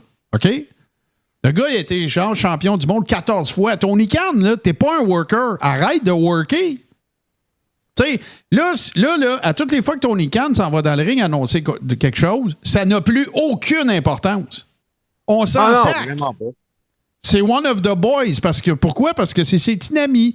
Il s'est acheté des wrestling bodies grandeur nature parce qu'il est là. Puis tout le problème de la AEW vient intégralement tout de là. Parce que fondamentalement, c'est pas un mauvais produit. tu sais, c'est pas mon go-to, c'est pas. Mais il y a des workers là-dedans extraordinaires. Il y a du monde, un MJF autour de qui tu peux facilement bâtir une promotion de lutte. Sauf il y a que. eu de la hate autour de MJF la semaine passée. Ben, c'est ça, là. Justement, je m'en allais faire une espèce de gros segway ballon de plage avec ça. Parce que là, supposément, ce qui se serait passé, c'est qu'il y aurait eu un beef entre la blonde d'MJF qui travaille pour la AEW et Britt Baker qui n'est plus, semble-t-il, avec Adam Cole Bay. Lui qui est retourné dans son patelin. Ben, pas dans son patelin, mais qui est déménagé seul. Là. C'est comme ça que tout le monde l'a su. Il a tweeté qu'il déménageait à Philadelphie tout seul. Mais, puis là, ben, MJF, qu'est-ce qu'il a fait? Ben, il a tout calmé le jeu, puis il a dit, regardez, c'est pas si grave que ça, c'est pas si pire que ça, qu'est-ce qui est arrivé. Mais, il y a une affaire qu'il faut donner, par exemple, à WWE, parce que c'est certain qu'il y en a des beefs entre du monde, on n'entend jamais parler. Non. Tandis que à l'interne. Ouais, puis tandis que tout ce qui se passe à AEW, tu le sais le lendemain. Ben, moi, je pense qu'on appelle ça du leadership, là. Tu sais, là, quand tu joues à ça un peu, là, moi, là, je te donne un exemple. Austin Theory qui fait la grosse tête puis qui joue au main event guy, là. Tu sais, quand un Randy Orton te regarde puis fait signe, là, c'est toi, là. Ouais, il n'a même pas parlé. Ben, c'est ça. Mais tu sais, il y en a des gars à AEW. Ils ont Bryan Danielson, ils ont Edge, là, il est blessé, mais ils ont Edge. Tu sais, il y en a des gars qui ont du millage aussi, là, à AEW. Ouais, ils ont le Learning Tree. Ils ont Dustin. Ils ont, tu sais, je veux dire, ils en ont du monde. Même Big Show, je ne sais pas si c'est encore ce contrat, mais là, avec Mark Henry qui revient à la maison, je ne serais pas surpris que Big Show revienne aussi. Mais, tu sais, Martin puis JC, là, il y a de quoi, par exemple, l'AI, là, sont ensemble 200 jours par année. À AEW, là, sont là pour les tapings. Ils n'ont pas d'house show, ils n'ont pas rien. Hein. Ben, ils en ont des house shows, mais jamais comme l'AI, là. Ils en ont des house shows parce que tu les vois les annoncer, là. Mais mais moi, pour vrai, personnellement, un house show de la AEW, ben, moi les house shows, ça m'intéresse plus ou moins, je te dirais. Non, c'est ça. Je paierais pas pour voir ça non plus. Tu me donnes des billets pour aller à Place Belle dans le temps des fêtes, je vais y aller, là.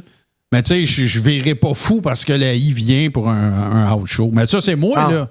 Tu sais, les house shows, c'est plus pour les kids, vendre de la merch. Tu sais, j'ai toujours vu ça comme ça. C'est de la promotion payante. Tu sais, oui. Mais c'est pas comme un TV taping parce que là, tu vois les storylines se dérouler devant toi puis toute la kit. Mais bon. Si t'es pas assis avec les pigeons, là, tu vois même les T'as pas besoin de.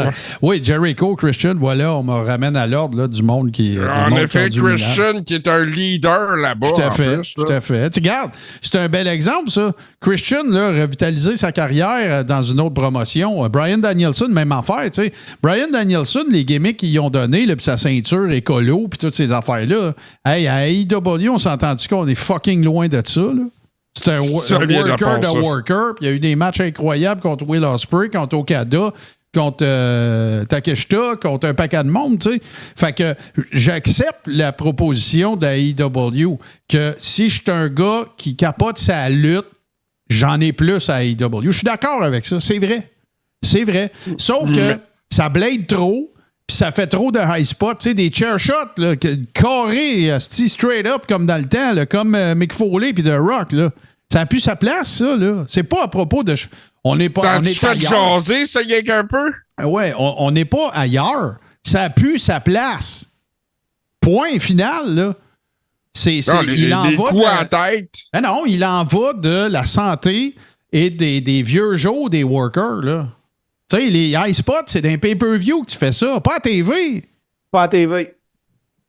Parce que si, à cause de ton high spot, tu manques le pay-per-view, t'as de l'air maillet. T'as l'air maillet, puis tu mets ton organisation dans l'eau chaude aussi, là. Ouais, il y a Boston Pat dans le chat qui nous rappelle la très belle longévité de Billy Gunn aussi. Ouais, puis on remercie la diète keto pour ça, là. Hein? Ouais, Chris, oui, il est bien keto. Mais juste pour continuer avec la AEW et Christian Cage, moi, je pense que Christian, c'est le gars qui c'est le mieux réinventé avec la AEW. Ben oui, mais hein. C'est pas CM Punk certain. Non, c'est le vétéran qu'on pensait à la carrière finie. En tout cas, il y a sa gamique que je pense qu'il a eu son mot à dire à créer aussi, le Patriarchy, c'est juste parfait. Là, c'est juste. En tout cas. Puis, à titre d'anecdote, quand Christian a fait ses débuts à AEW, Steve m'appelle. Il dit Callis, la surprise, c'était Christian. Regarde, ça a été une belle surprise. Tu te rappelles-tu que les pétards pètent pas? Ouais. Ça fait penser au match. Ça fait penser au match John Moxley contre Eddie Kingston, que la bombe elle pète jamais. Vous venez de parler JC, non, c'est JC qui vient de parler de CM Punk. Tu sais, dans un gars là, capable de faire ce qu'il veut, là. Il est en train d'avoir la foule pour un petit fucking de bracelet là, avec le nom de son chien décrit dessus. Ben ouais. Ah ouais. Mais regarde, là, c'est toi qui l'as dit quand on regardait SummerSlam. D'ailleurs, je remercie toute la gang des Rippers qui étaient avec nous autres pour SummerSlam. Ça a été super cool. Le gars, il a la foule dans sa poche. C'est présentement le gars le plus over à la WWE et il a eu 2 matchs. Ouais. Un seul en single. Oui, parce que c'était le Rumble avant. Puis, il a été heads up avec Cody, là, mais bon. Il était capable. Tu sais, sérieux, là, on va donner au monde ce qui leur reviennent. Là. Il en a fait un solide avec. Ouais, c'était bien correct. C'était pas. Drew, là. Ouais, c'était pas grand. Moi, je déteste. OK. Moi, coming out, je déteste les matchs qui ont un worker comme ref. Je déteste ça. Parce que si moi, je suis old school, je veux vendre le concept que c'est un sport. Alors, regarde bien, là. OK? Regarde bien, là. Sonny Liston n'aurait jamais arbitré Frazier contre Ali, là. Jamais! OK? OK, on s'entend-tu, là? Fait que moi, là, tu sais, sais-tu, moi, qui c'est que je vais dire? Voyons, l'ancien Canadien, le boxeur qui était anglais, là. Lennox Lewis sera jamais ref à Holyfield Tyson, là. Tu sais, ça arrivera jamais, ça. Fait que ça, moi, je déteste ça. J'aime vraiment pas ça. Puis le pire, c'est que c'est jamais... Les workers, là, ça fait jamais des bons arbitres parce que, inévitablement, là, même... Puis ça, les gars, là, j'ai vu une photo de ça. Il y avait un hommage pendant ce match-là parce que Punk avait les mêmes couleurs que Brett. Ben oui, c'est sûr. Il y avait Taker, c'était-tu Taker? Drew était habillé avec un veston à Undertaker un peu. À l'Undertaker, puis de... T'avais Seth Rollins qui portait... Il y avait les couleurs de Shawn Michaels. Ouais, exactement. Ouais. Ouais. Non, c'est tout ça, c'est tout cool, mais le plus loin que je vais être prêt à aller, ça serait un ancien worker qui est rendu commissioner. Tu sais, Sean, Stone Cold, Mick Foley, tu sais, quand il était commissaire. OK, ça, je vais accepter parce que tu m'as vendu la position d'autorité. C'est correct. Mais tu sais, Mick Foley, quand il était commissioner, il voulait pas de combat pour la belt, là. Non. Tu sais, ça, c'était établi. Fait que moi j'ai toujours détesté un peu ça. Max Lacloche qui dit le maire aurait jamais arbitré un Nordique versus Bruins. Ouais, mais là, t'étires un peu, là. C'est pas un sport de combat, il y a des équipes. C'est un peu différent, là. Mais les gars, on se comprend. Je veux changer de sujet vite, là. Ouais. Lundi dernier, à 15h, là, si je vous dis Street Trash, savez-vous c'est quoi? Pas à tout. C'était supposé d'être le nouveau nom de Judgment Day et ça a été changé à 15h15 lundi dernier, mais jusqu'à 15h, il se serait appelé Street Trash. Ben, le pire, c'est que c'est péjoratif, Street Trash, là, tu sais, c'est comme Trailer Park Trash, là, tu sais, c'est comme, c'est pas très édifiant. Mais par contre... En même temps, c'est comme ça que Gunther appelait Damien Priest. Ouais, non, c'est ça. Mais qu'est-ce que tu penses? Allons-y un peu dans l'hypothétique. Là. Judgment Day, là. Moi, je suis surpris. Moi, je pensais que c'était fini. Là. Je pensais que Judgment Day, l'entité n'existerait plus. Là, t'as Carlito, t'as J.D. McDonough, t'as Finn Balor, puis t'as Ray, puis t'as Liv Morgan. C'est dumb. Dom. Ça y rentrera jamais dans la tête. Jamais. Fait que t'as Dominique, puis je vais l'appeler Dirty Dom. T'as Dirty Dom, puis t'as Liv Morgan. Si vous pensez qu'il va arriver avec ça, parce que moi, dans ma tête, là, tu peux pas laisser ça de même. Là. Tu peux pas garder le même nom, puis juste kicker le leader dehors, puis la leader dehors. Là. Ouais, c'est ça. À cette heure, ils n'ont plus de leader, mais ils ont un laquais. Ouais. Surtout que c'est fait toi, leader, qui kick dehors, parce qu'au début, c'était Edge. Oui, mais là... Tu sais, en plus, Ed, je voulais plus être là parce qu'il était supposé avoir des pouvoirs. Quel style de pouvoir tu vas donner à Dirty Dom, tu sais? Des éclairs, tu sais, voyons, là, ça n'a aucun sens. Le molette le plus puissant de l'univers, la stache la plus dégueulasse. Ah non, c'est fou, Red. Non, mais écoute, Dom, je pense que c'est le premier heel qui fait un turn heel, là. C'est vrai, pareil. Finn Balor, c'est la même affaire. Ouais, t'as raison, tant qu'à ça. Ben oui, c'est un heel turn sur un heel qui fait que le heel devient babyface. Fait que c'est pas un heel turn, dans le fond, c'est juste une trahison. Tu peux pas être double heel, là, tu sais. Ça. Non, c'est ça. Mais bon. Mais vrai, pour vrai, là, c'était le meilleur. Un peu, Steve, The Juteur l'a trouvé, le super pouvoir de Dirty Dom, c'est d'attirer les huées. C'est vrai. Oui, puis ça, il l'a bien. Oui, vraiment. C'est lui le meilleur en ce moment. Là. Hey, juste une minute, les boys, là. The Pure Fusion Collective, c'est quoi ça? C'est Shayna Baszler avec Zoe Stark puis Sonya Deville. Ça répète eux autres. Ouais, Pure Fusion Collective. Hey, c'est n'importe quoi. Ben, ça a l'air d'une troupe de danse de ballet jazz. Il aurait pu les appeler les Street Trash, finalement. Peut-être. Mais tu sais, regarde, on s'entend dessus, là. Tu sais que ça va pas bien quand ils te flanquent dans une stable à 3. Ouais. Tu sais que ça va pas bien. La seule que ça a marché dans les dernières années, ça coche, là, c'est New Day. Ouais, ou New Day ou bien The Shield. Ouais. Mais The Shield, c'était autre chose. Ils ont commencé de même. Ils ont jamais lutté single, là. Non, exact. C'est si t'as lutté single puis qu'après ça, ils te mettent dans une stable à 3. Ils l'ont fait avec Paige. C'est comme les shorts bleus pour Don Morocco, Coco Beware, Bravo. Dino, c'est ça. Les shorts bleus poudre, là, c'est pas bon. C'est pas bon. Là, on se dit-tu les vraies affaires là, avant d'aller aux 2 tunes, là, les gars? Là? On s'est dit, à la chronique plutôt de Steve, on s'est dit-tu les vraies affaires? Là? Moi, je suis prête. JC, t'es-tu prête? Quand tu veux. Suis-je tout seul à en avoir mon Simonac de troc de New Day? Ah non, moi avec, je suis cœuré. Je t'aboute de ça. Puis là, tu sais, on dirait que Xavier Wood va tourner, puis c'est trop évident. Moi, j'aimerais ça que ça soit Kofi qui turn heel. Ouais, mais même si personne turnait, là, on s'entend-tu qu'on a fait le tour, là? Oh oui, écoute, c'est quoi, 12 ans de New Day, là? Tu sais, puis en plus que Biggie, c'est terminé, là. Avec la fin de Biggie, il faut que ce soit la fin de New Day. Il n'y a pas de New Day sans Biggie, là.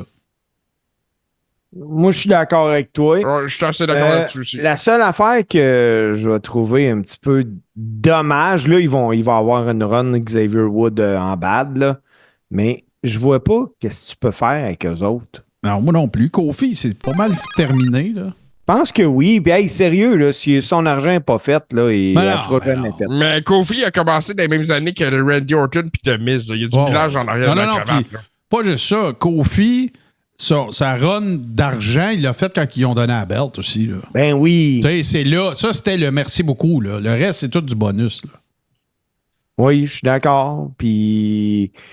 Écoute, moi, je pense qu'on l'a assez vu, là. Ben, moi, moi, j'essaie d'être poli puis tout. Parce que la seule manière que tu peux swerver le monde avec New Day puis redonner un petit peu de jeu à patente, tu sais quoi? C'est que si Odyssey Jones, c'est lui qui tourne et qui s'en va avec Final Testament. Fait que là, tu ressoutes Xavier, Kofi ensemble pour une dernière run, on s'entend, là. Parce que, regarde, là, c'est quoi la dernière storyline intéressante qui implique de New Day? Il n'y en a pas. C'est toujours les 2 gars de plus que tout le monde emmène quand il y a des 4-way. C'est toujours les partners de KO. Leur dernière grosse fuse, c'était avec les Usos. C'est ça. Tu sais, New Day, présentement, je pense qu'ils sont utilisés un peu comme Natalia là, pour la branche féminine. C'est les amis de tout le monde. Là, tu sais, jamais d'histoire. Ben, à part Xavier avec Paige, mais on n'embarquera pas là-dedans. Là, mais il y a eu des une belle histoire, des petites vidéos. Ouais, c'est ça. Mais non. Puis, par contre, Xavier Woods, moi, je pense qu'il y a encore du jus, ce gars-là. C'est un super bon worker. Il est super bon sur le mic. Puis moi, je suis certain qu'il y a un petit dark side, ce gars-là. Là. Moi, je trouve qu'ils ont manqué sa run de King of the Ring. Ben, quelle run? On parle-tu de Queen of the Ring, Zelina Vega? Ouais. Ces deux-là, là, ils ont échappé avec ça. Ils n'ont pas manqué leur run, JC. Ils sont allés faire ça en Arabie Saoudite. C'est rien que ça, le problème. Ouais. T'sais, regarde, là. Vois-tu Gunther avec la couronne, là, dernièrement? Non. Non. Puis, je l'appelle pas King Gunther non plus. Non, puis Nia Jax à SummerSlam, je pense qu'elle est arrivée avec la couronne, mais pas repartie avec. Oui, c'est vrai, il faut que je le précise, messieurs, c'est le premier épisode du Carré Rond depuis que Nia Jax est championne. Ben, faut en parler. Faut en parler parce que, écoute, on avait ça ici, c'est les prédictions qu'on avait faites pour SummerSlam. Vite, là. Fait que, tu vois, Gunther contre Damian Priest. Steve l'a eu. JC l'a pas eu. Puis moi, je l'ai pas eu, mais j'avais écrit Gunther avant, puis je l'ai barré pour mettre Damian. Fait que s'il y avait des points, je m'en donnerais un demi. Mais non, après ça, moi, j'avais callé Nia Jax et vous autres, vous aviez callé Bayley. Fait que celle-là, je l'ai eu tout seul. On avait tous sélectionné Liv Morgan pour conserver son titre, puis on a eu raison. On avait tous choisi Braun Breaker et nous avions raison. Moi puis JC, on avait pris Logan Paul, puis Steve avait pris LA Knight. Et Steve a eu raison. On a tous pris Drew. Steve avait ajouté, en parenthèse, Seth Rollins. Ben bon, oui puis non, là, de la manière que ça s'est déroulé. Puis JC, évidemment, avec... mais je dois donner le mérite du call champ gauche à JC parce qu'il avait dit que Solo allait gagner contre Cody Rhodes, mais que ça serait à cause d'un DQ. C'était une très, très bold prediction, ça, vraiment. Mais c'est pas ça qui est arrivé. Mais il ne pouvait pas avoir de DQ. Non, mais il y a... Non, parce que quand j'ai collé ça, on savait pas que c'était Bloodline Rules. Ouais, c'est vrai, parce qu'il l'a annoncé le vendredi soir. Mais c'était un bon call le jeudi. Et ben voilà, on sait tous que ça a coïncidé avec le retour de Roman. Avant que je parle du retour de Roman, oui. Ah ben non, j'attends pour le retour de Roman, c'est ça que je voulais parler. Écoute, la seule raison que je suis capable de trouver, puis ça sera pas gentil, la seule raison que je suis capable de trouver pour que Nia Jax soit championne, c'est qu'elle est dans la famille à The Rock. Je suis pas capable d'en trouver d'autres. Je suis désolé. Son work rate ne mérite pas ça. Son mic ne mérite pas ça. Son passé ne mérite pas ça. Je ne comprends pas. Écoute, on a souffert à regarder ce combat-là à SummerSlam. En plus. C'était avec Bayley. Bayley a tout fait pour essayer de rendre ça le mieux possible. Mais il y a des choses que tu peux pas corriger nécessairement Nia Jax. Mais bon, c'est ça. Il y a peut-être un favoritisme quelque part. Tu peux pas remettre la pâte à dents dans le tube. Tu peux pas, regarde, vas-y, là, utilise toutes les analogies que tu voudras. Je ne suis pas capable de trouver une raison logique, storyline ou work rate au championnat de Nia Jax. Je suis pas capable. La seule chose que je vois, ça va être pour mettre over Tiffany Stratton. Ben, OK. Il y en a juste. Pourquoi tu l'as pas fait cacher tout de suite à la place? Ben oui, moi, j'étais sûr que c'était ça. Là. Puis elle, là, Nia Jax va pouvoir dire qu'elle a eu 2 titres. Puis, tu sais, c'est tout parfait. Là. C'est sûr qu'on s'en va vers ça. Nia Jax sera pas championne pendant 1 an. Mais c'est pas à travers elle que je mettrais Tiffany Stratton over. C'est ça mon point. La seule autre raison que je pourrais voir pourquoi Nia Jax demeurerait championne, mettons, jusqu'à Survivor Series, c'est la Bloodline. Une ceinture de plus dans la gang. Je comprends pas pourquoi ils l'ont pas mis avec la Bloodline. Ben, Naomi, même affaire. Ouais, mais Nia Jax, c'est encore pire. Ouais, parce qu'elle est pas bonne. Non, Fait que non. là, on pourrait dire, au moins, on pourrait l'haïr dans Bloodline, tu sais. Ouais, peut-être. Tu sais, là, regarde, on va se dire ça d'une autre façon. Si l'objectif, storyline, vous me direz si vous êtes d'accord, puis dans le chat aussi, si l'objectif de mettre Tiffany Stratton avec Nia Jax, c'était pour donner la belt à Nia Jax, puis que Tiffany Stratton a cash in sur Nia Jax, ça veut dire qu'à un moment donné, tu t'es vraiment posé la question, avec qui qu'on pourrait mettre Tiffany Stratton pour que ça la build up le plus? Mon dernier pick dans tous les scénarios, c'est Nia Jax. C'est la moi, dernière fille. J'ai même peur qu'elle la blesse, mais qu'elle lutte Ben avec. voilà. Non. Non, voilà. Roman, le retour de Roman à deux reprises. Bon, évidemment qu'on n'était pas surpris quand on l'a vu popper à SummerSlam. Les deux cheats en avaient parlé. On s'en doutait fort, évidemment. Gros pop. Et, ça donnait vraiment l'impression que pour la première fois de sa carrière, il avait été capable de faire un babyface avec Roman Reigns. Là, puis je parle solo, là, je parle pas de The Shield. Moi, je suis content qu'il arrive un autre huge babyface. Je vais donner la chance au coureur. Moi, je l'adorais en heel. Je trouvais qu'il avait toutes les subtilités pour être un heel massif.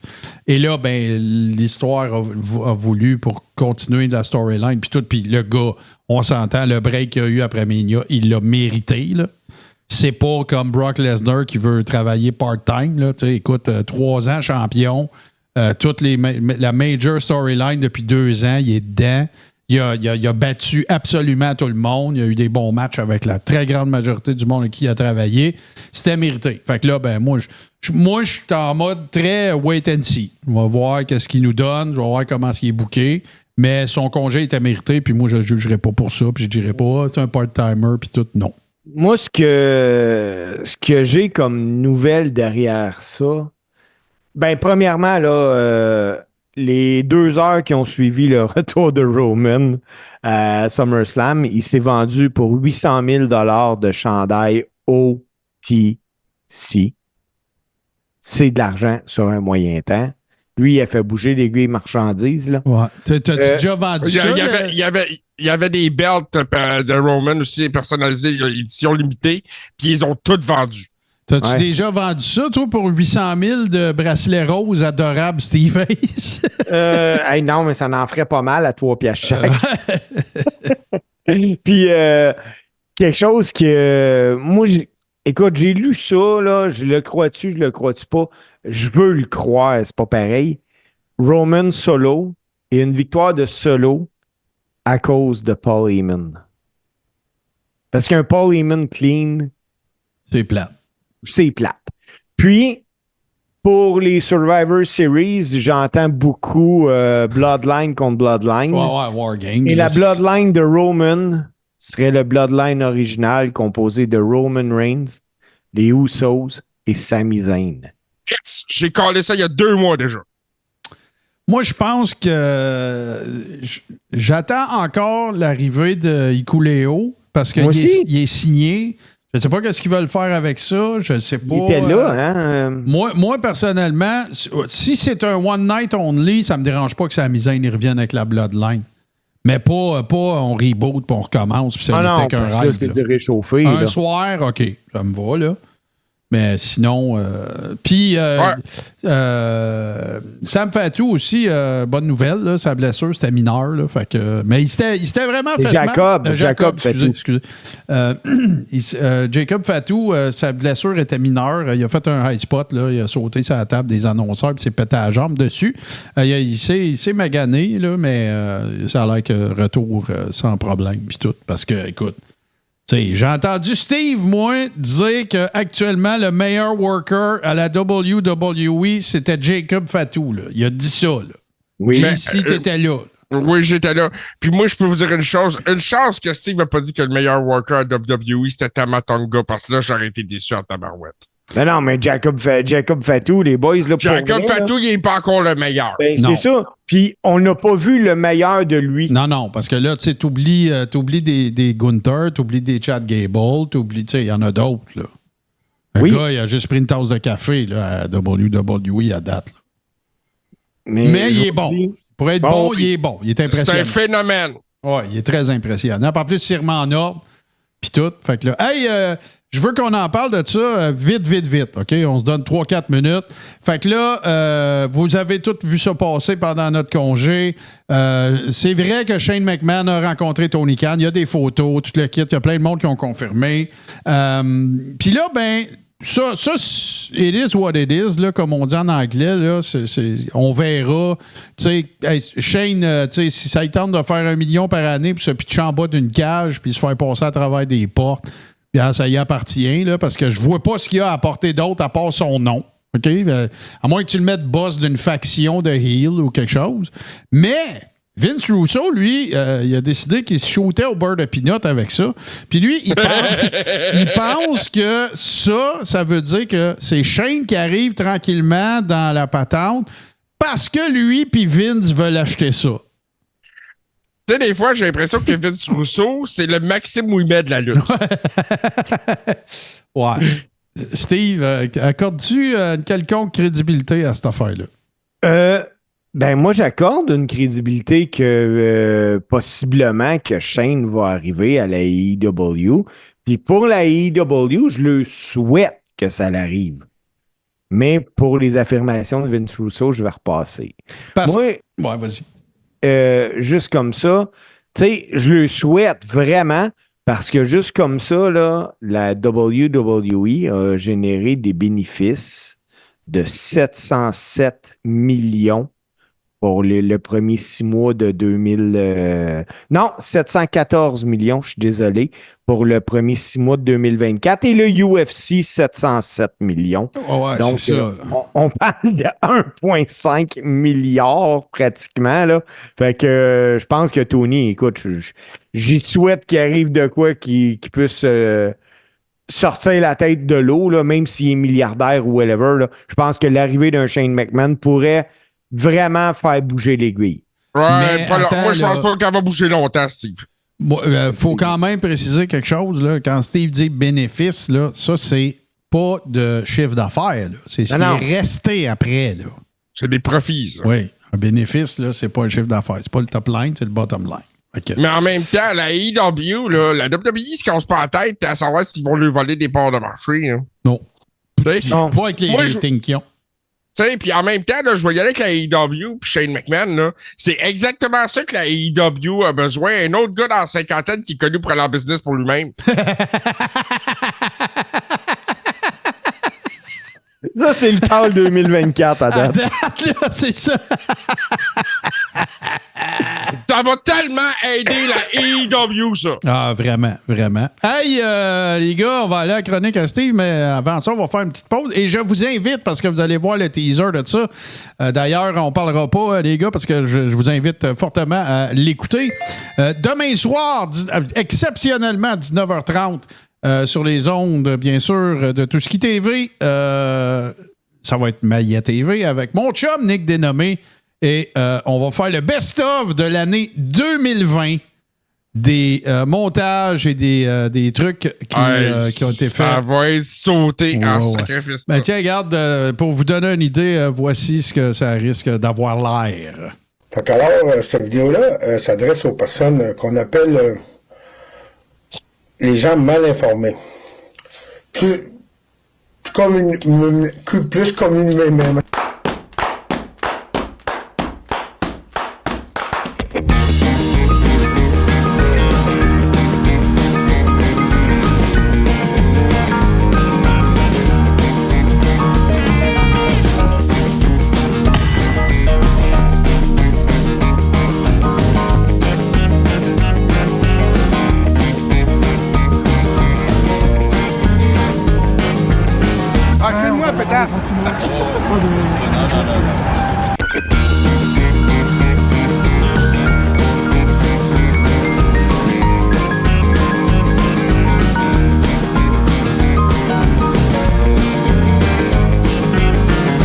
Good afternoon. My name is Yvan Pion, French-speaking citizen of Saint-Hyacinthe.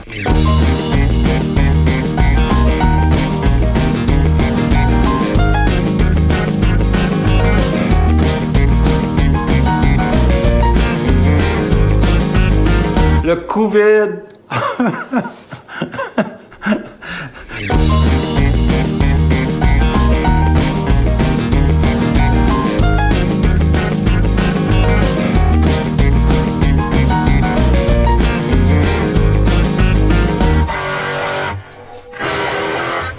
Hey, les illuminés! BMR plus civil.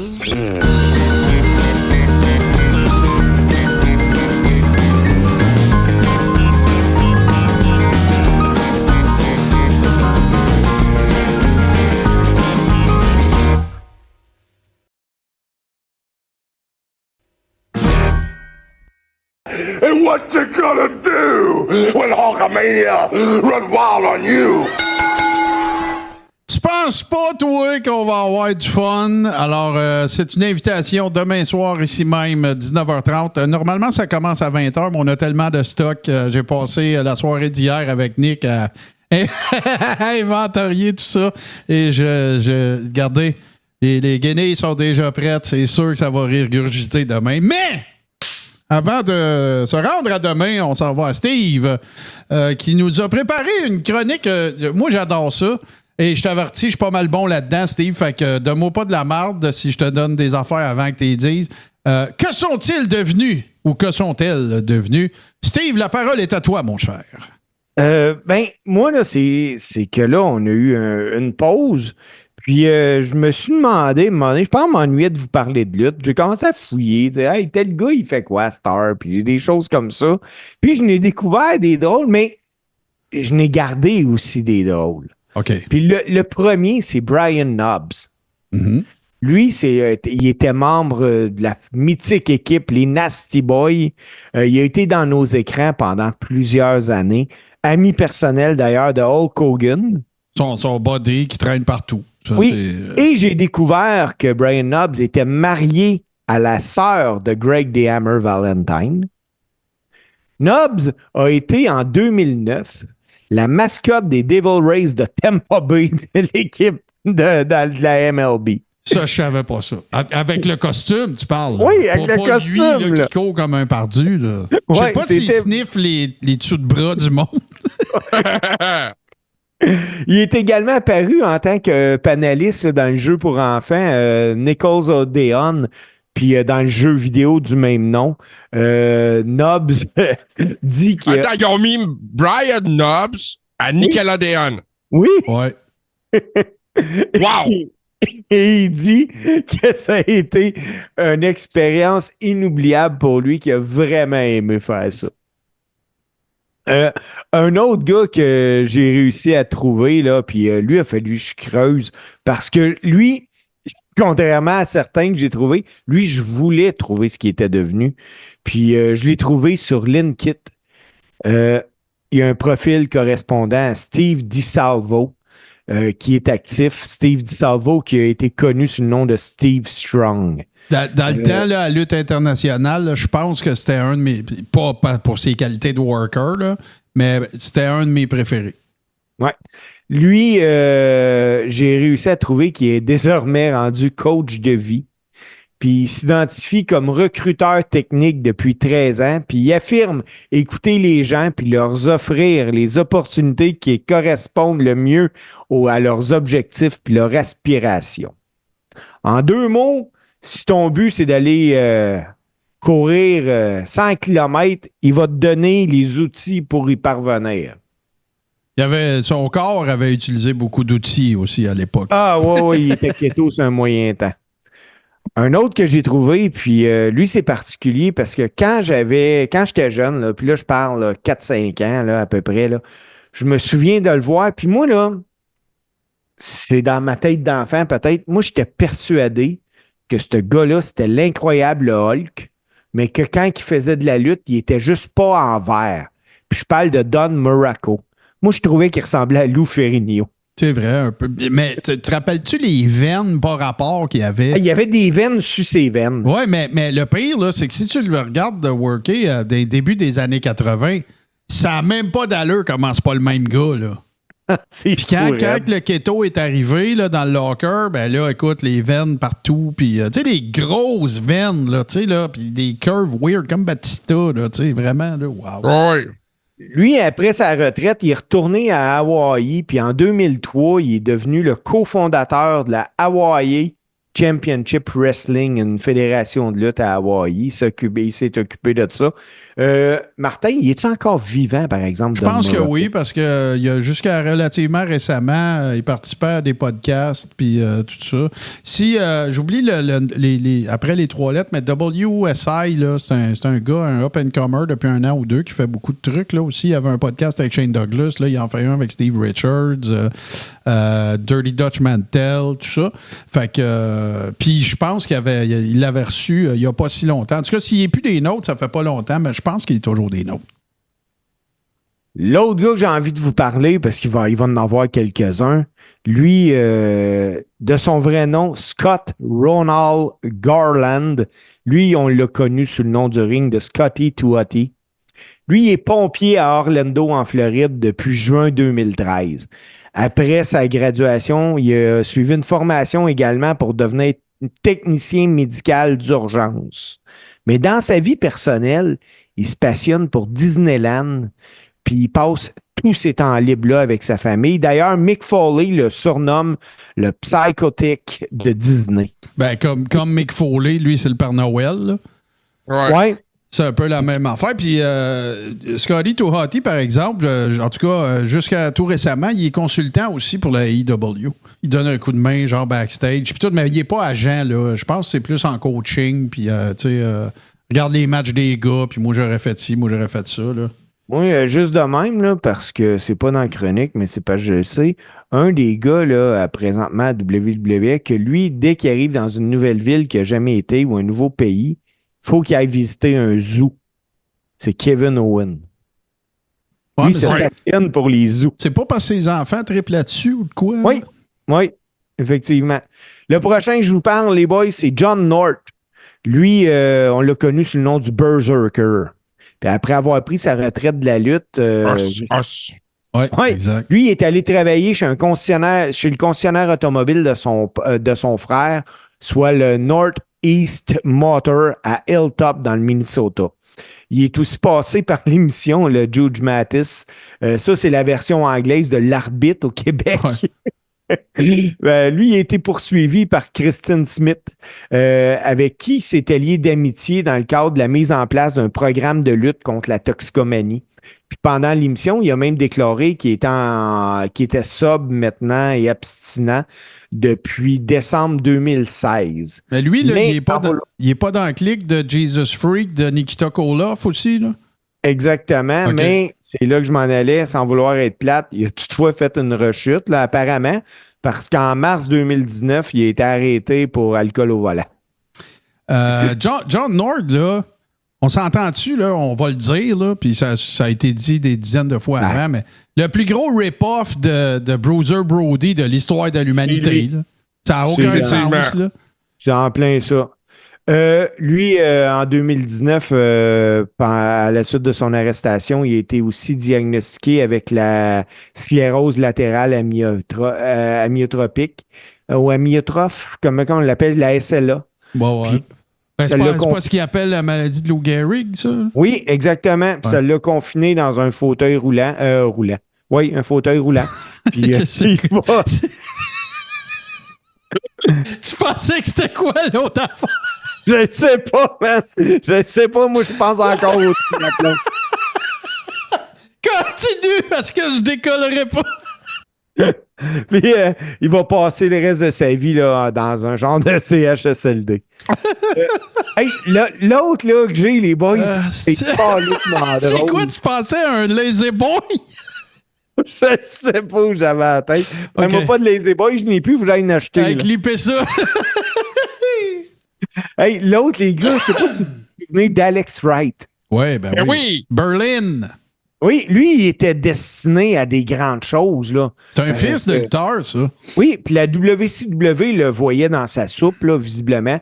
En 95, il a remporté le titre de recrue de l'année, même par le magazine Pro Wrestling Illustrated.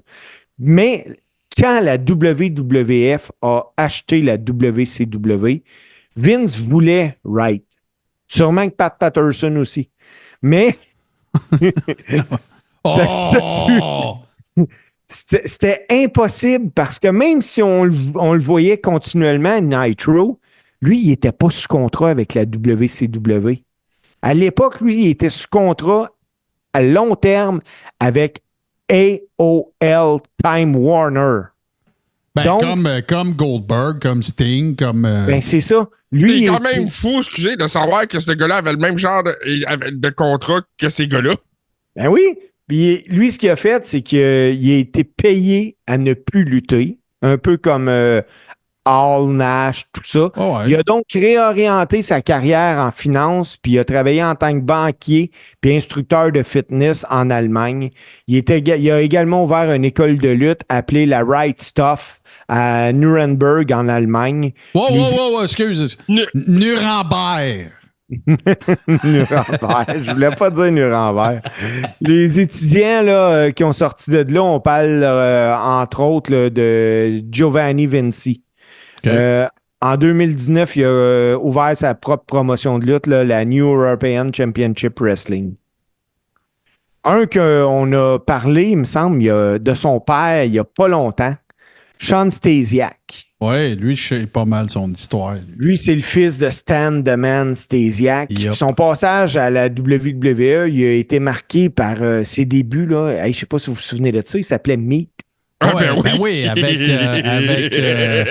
Pretty PMS. Mean Sister, quelque chose dans Ben même. ouais, mais les Pretty Mean Sisters. Ouais, mais ça voulait dire PMS, qui veut dire Oui. ce qui est l'acronyme de... Premenstrual Syndrome. Bon, merci. On a des gars bilingues ici. Il y avait Terry Ronald, Jacqueline là-dedans. Je pense qu'il y avait Ryan Shamrock à un moment donné. Là-dedans. Oui, il était 3 à un moment donné. Ouais. C'était pas une Tu sais, vraie c'était vraiment Shamrock. le Chip and Dale huileux, là, tu sais. C'était Ouais. comme... Puis après son passage en lutte, là, lui il a fait des études, puis il est devenu chiropraticien puis conférencier. Mais il l'a pas eu facile, ce gars-là, les gars. Il se l'est fait dur, puis il l'avoue lui-même dans ses conférences là, que certains de ses choix ont laissé à discuter. Il a viré Mark Mero un peu, mais moins preacher, là, mais ouais, je l'ai vu. J'ai vu des trucs passer aussi sur lui. Là. Il a changé pas mal. Oui. Que la lutte a été bonne pour lui, puis a été mauvaise pour lui, Bart Gunn. Ah, taboire, hey, ça. Là. Lui, c'est le gars le plus batlocké Oui. je pense qu'il existe. Lui, il a coupé tous ses liens avec la lutte professionnelle en 2007 après une carrière de 16 ans. Puis certains se souviennent encore là, de cette victoire. Ben moi, d'ailleurs, à Tough Enough. Après Le gars Non, c'est Brawl for All. Ouais, Brawl, c'est vrai, c'est Brawl for Mais All. Lui, là, son autobiographie, ça devrait s'appeler Le gars qui ne devait pas gagner. Ben, moi, j'ai longtemps dit, là, je pense que je suis gelé ou que vous êtes gelé. Oups, êtes-vous là? Oh, ouais, tout va Moi, je suis bien. là. Moi, j'ai longtemps dit que le combat contre Butterbean, c'était un peu pour le peiner d'avoir gagné. Ben, Butterbean l'a dit en entrevue. Il a dit, Vince, il a carrément dit, je l'ai, là. C'était une commande, là. Puis Butterbean, il l'a dit carrément. Il n'y avait aucune chance. S'il avait fait comme. S'était battu comme il s'est battu dans le Brawl for All, il y aurait eu 50% des chances de gagner. Mais ce qu'ils ont fait avec, c'est qu'ils ont voulu en faire un boxeur. Il dit, quand je l'ai vu arriver avec sa garde, j'ai dit, ça y est, c'est fini, là. Les lumières se ferment, là. Parce que c'est pas un boxeur, c'est un brawler. Moi, je suis un boxeur. Puis, Après son passage à WWE, lui, Bart Gunn, il est allé à la All Japan Pro Wrestling, il est allé à la New Japan, puis on l'a vu aussi à la TNA. Il a même fait des arts martiaux mix, mais il est finalement, lui, revenu à 2 métiers qu'il affectionnait puis qu'il pratiquait avant d'être à la WWF, soit électricien et camionneur. puis sais-tu ce qui est arrivé aussi à Bart Gunn au Japon? c'est qu'il s'est fait proposer parce qu'il a fait un match d'MMA qu'il a gagné. Puis pour son deuxième match, parce que si tu te rappelles, Butterbean, après la boxe, il a décidé de s'essayer au MMA lui avec, puis il y a eu un combat au Japon, puis ils ont proposé à Bart Gunn de remplacer quelqu'un contre Butterbean dans l'octogone. Sauf qu'il donnait juste une semaine pour se préparer. Fait qu'il a dit non. Yeah. Mais là, il aurait eu bien plus de chances qu'en boxe. Je te dis pas qu'il aurait gagné. Oui. Mais tu sais, au moins, il aurait pu faire des takedowns, tu sais, puis tout ça. Là. Parce que la différence entre Brawl for All puis Mania, c'est que c'était un match de boxe. Il n'y a jamais eu de tentative de takedown d'aller aux jambes, là. Jamais, là. Non. Il a voulu mélanger avec. Hey, le gars, c'est un super heavyweight. Avec un killer punch. Moi, le deuxième knockout, je pensais qu'il était mort. Sa tête a fait un 180. Ça n'a pas de bon sens, là. Moi, j'avais entendu Eric Esch, à un moment donné, dire ce qu'il trouvait de particulier, là, c'est que Bart s'est relevé. Oh ouais. Oh ouais. Ça a été là son erreur à Bart Gunn. Ah ouais, non, il aurait dû rester couché. Ben oui. Ouais. Mais là, lui, il voulait. Écoute, tout s'était stacké contre lui, là. Il était pas supposé gagner. Fait que bon. Et puis c'était son WrestleMania moment. Ça a été son seul. Je sais pas si vous vous souvenez de Medium ou encore de Phineas Goldwyn. Ben oui, bien sûr. Puis il a été aussi dans Southern Justice. Oublie pas ça. Oui, c'est vrai. Lui, il a fait 5 ans de WWE. Il a même été champion européen. Il a été libéré en 2001, mais il a continué à rouler sa bosse jusqu'en 2012. Puis après sa retraite, il a commencé à travailler comme chef, puis il dirige actuellement sa propre entreprise de restauration. Oui, puis il a fait Six Feet Under aussi. Vous irez voir ça, c'est pas mal le fun. Oh, ouais, excellent comme épisode. Ouais. Les boys, Simon Dean. Ouais. Ben là là. C'est un ancien de la ECW, puis de la WWE, qui, lui, est bien connu là, pour son temps dans la faction Raven. Là. Lui, on l'a vu comme un personnage hilarant, là, expert en fitness, cherchant à vendre des suppléments. Là. Ouais. Moi, à tous les fois que je le voyais, je pensais que ça serait marqué IcoPro. C'est ça. T'as oublié quelque part, par exemple, il a travaillé aussi à ECW. Mais pas sous ce nom-là. Ouais. Lui, il a pris sa retraite du ring en 2022, puis il est resté par contre dans les Indies. Là. Puis il est devenu également un agent immobilier agréé avant de devenir le directeur de la Wood Forest National Bank à Louisville, dans le Kentucky. Ouais, c'est un brillant, ça. C'est un gars qui faisait. Je me semble que c'était dans le podcast de Conan qui s'appelle Keeping It 100 là, avec Glenn Gilbertini, whatever, en tout cas Disco Inferno, puis Conan, puis tout ça. Puis il me semble qu'il y va de temps à autre. Là. Mais c'est un intelligent, lui. Là. Même affaire que Spike Dudley. Spike Dudley, tu sais, il a travaillé en investissement financier après sa carrière, puis tout. Puis tu sais, c'était une machine à bumper, le gars. Là, t'sais. Ouais. Souvenez-vous, les gars, de Rico? Ben oui. Lui, on l'a vu entre 98 puis 2003. Là. Lui, il a même été champion par équipe une fois avec Charlie Haas, puis l'autre fois avec Rikishi. Puis puis il a été champion par équipe à Ohio Valley avec un certain John Cena. Oui. Ça vous donne une idée. Puis après son départ de la WWE en 2004, là, lui, il a continué à faire du indie jusqu'en 2012. Mais là, il travaille actuellement comme sergent de l'autorité du taxi dans le Nevada. Yep. Puis il compte environ 10 membres de l'équipe sous son commandement. Puis il a eu une carrière professionnelle décente. Là. Puis il dit lui-même préférer sa vie loin des projecteurs puis des rings de lutte. Mais lui, il a eu des super gros problèmes de santé aussi. Là. Je me rappelle pas, je l'avais entendu dans un podcast. Là. Il avait eu une maladie genre super rare là, qui... En tout cas, il avait fallu qu'il change un peu toutes ses habitudes de vie là, alimentaires puis tout le kit. Là, c'était assez particulier. Puis lui, si vous cherchez l'inspiration de la gamique qu'il avait, c'est un pionnier de la lutte qui s'appelle Adrian Street, qui était vraiment déguisé en madame. Ça, c'est avant Adrian Adonis, là, dans les années 70. Et, tu sais, le gros mascara, ses yeux, puis tout un peu weird, un peu efféminé, là, c'est à peu près la même gamique qu'Adrian Street. Si vous connaissez pas Adrian Street, allez regarder n'importe quoi qui parle d'Adrian Street. Le gars, il pouvait te faire un pretzel avec toi, mais il luttait en madame. C'est assez spécial. Adrian Street a même enregistré un album de musique. Le dernier gars que je vais vous parler à ce soir s'appelle Robert Reinsteiner. On l'a connu sous le nom de Rick Steiner. Lui, il siège au conseil de l'éducation du comité de Cherokee en Georgie. Yep. Il a remporté d'ailleurs en 2022 un 5e mandat, puis il est actuellement vice-président. Son mandat actuel prend fin le 31 décembre 2026, mais fait plus qu'intéressant. Rick Steiner, là, il a été arrêté l'année dernière puis il est accusé de harcèlement verbal envers une femme transgenre.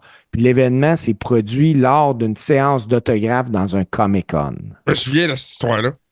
Il a également été agent immobilier en Georgie.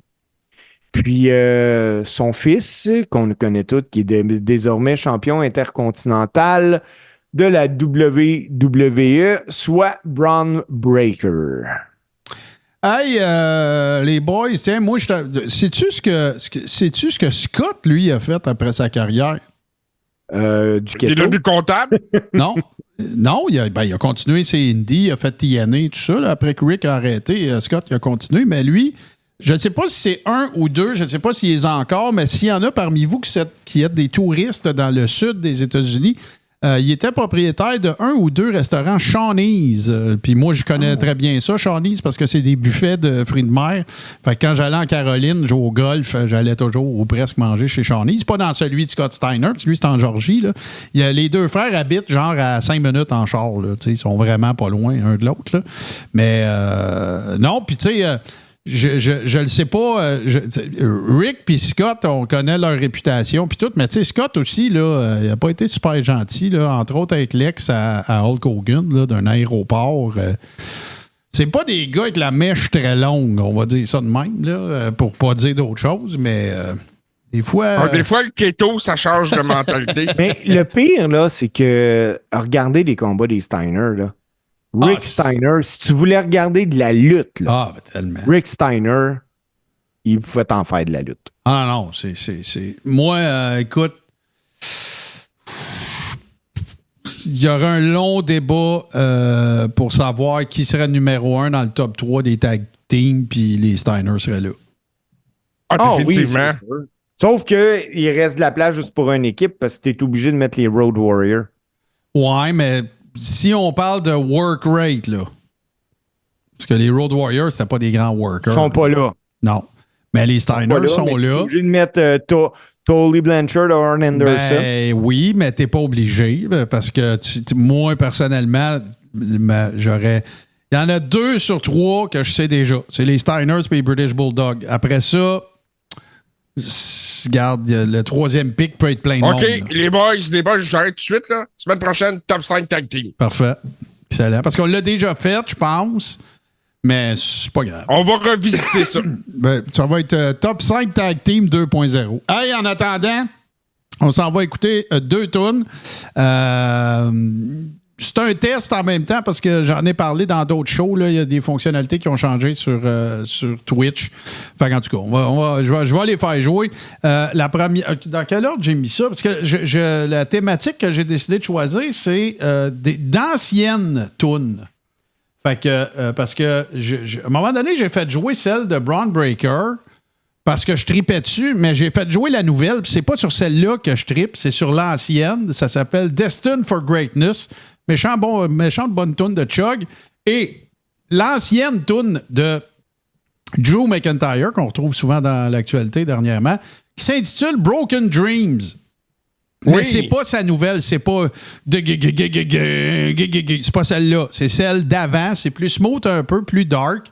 Fait que on écoute ça, puis on va vous revenir tout de suite après pour le close. À tout de suite.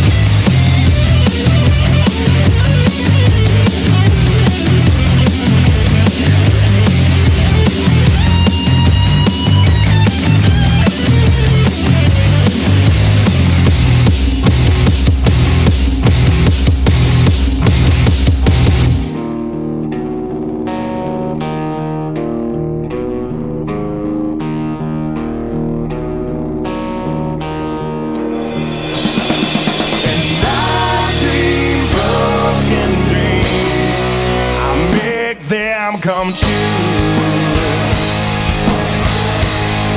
I'll make them for you. I'll make dreams come true. I'll make them for you.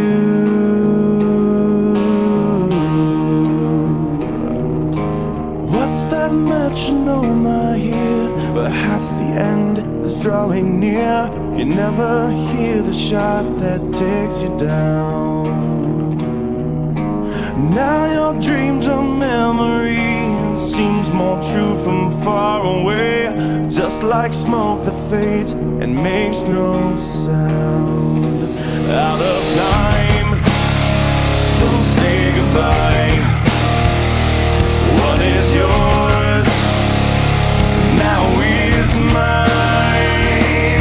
And I dream broken dreams. I make them come true. I make them for you.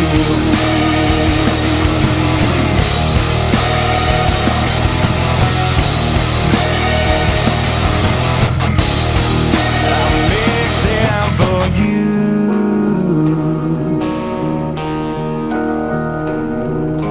Almost to the mountaintop, you slip and fall just like a stone, rolling ever faster to this nightmare you have sown. You had it all right in your grasp, but in a breath, your minute passed. Now at last the end has come. You were all alone, out of time. So say goodbye. What is yours now is mine. And I dream broken dreams. I make them come true. I make them for you. I make them for you.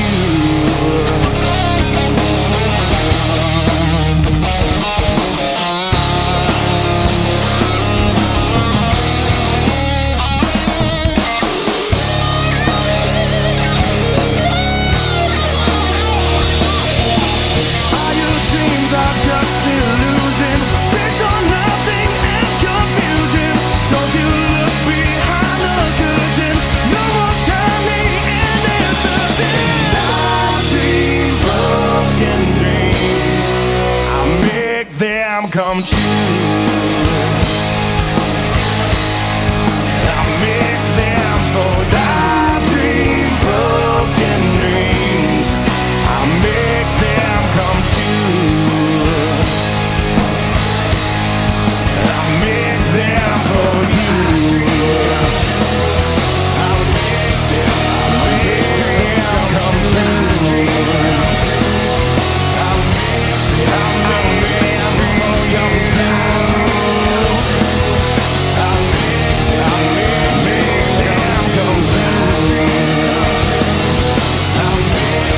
I make them for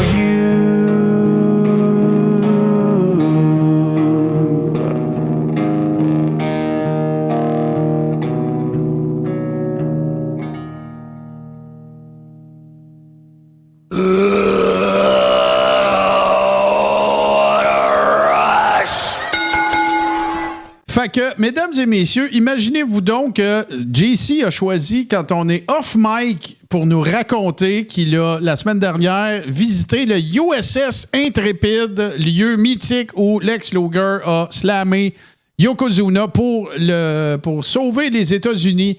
Et ce qui a initié une storyline qui n'a jamais abouti à quoi que ce soit. Mais en fait, oui, ça a abouti à Lex Luger qui gagne contre Yokozuna par disqualification. Contre l'extérieur. Et qui se fait porter sur les épaules du roster tout entier de la WWE alors qu'il n'a rien gagné. Mais la vraie nostalgie de JC dans son voyage n'est pas ça. Moi, Je l'ai entendu, là, puis j'ai vu, je connais assez JC.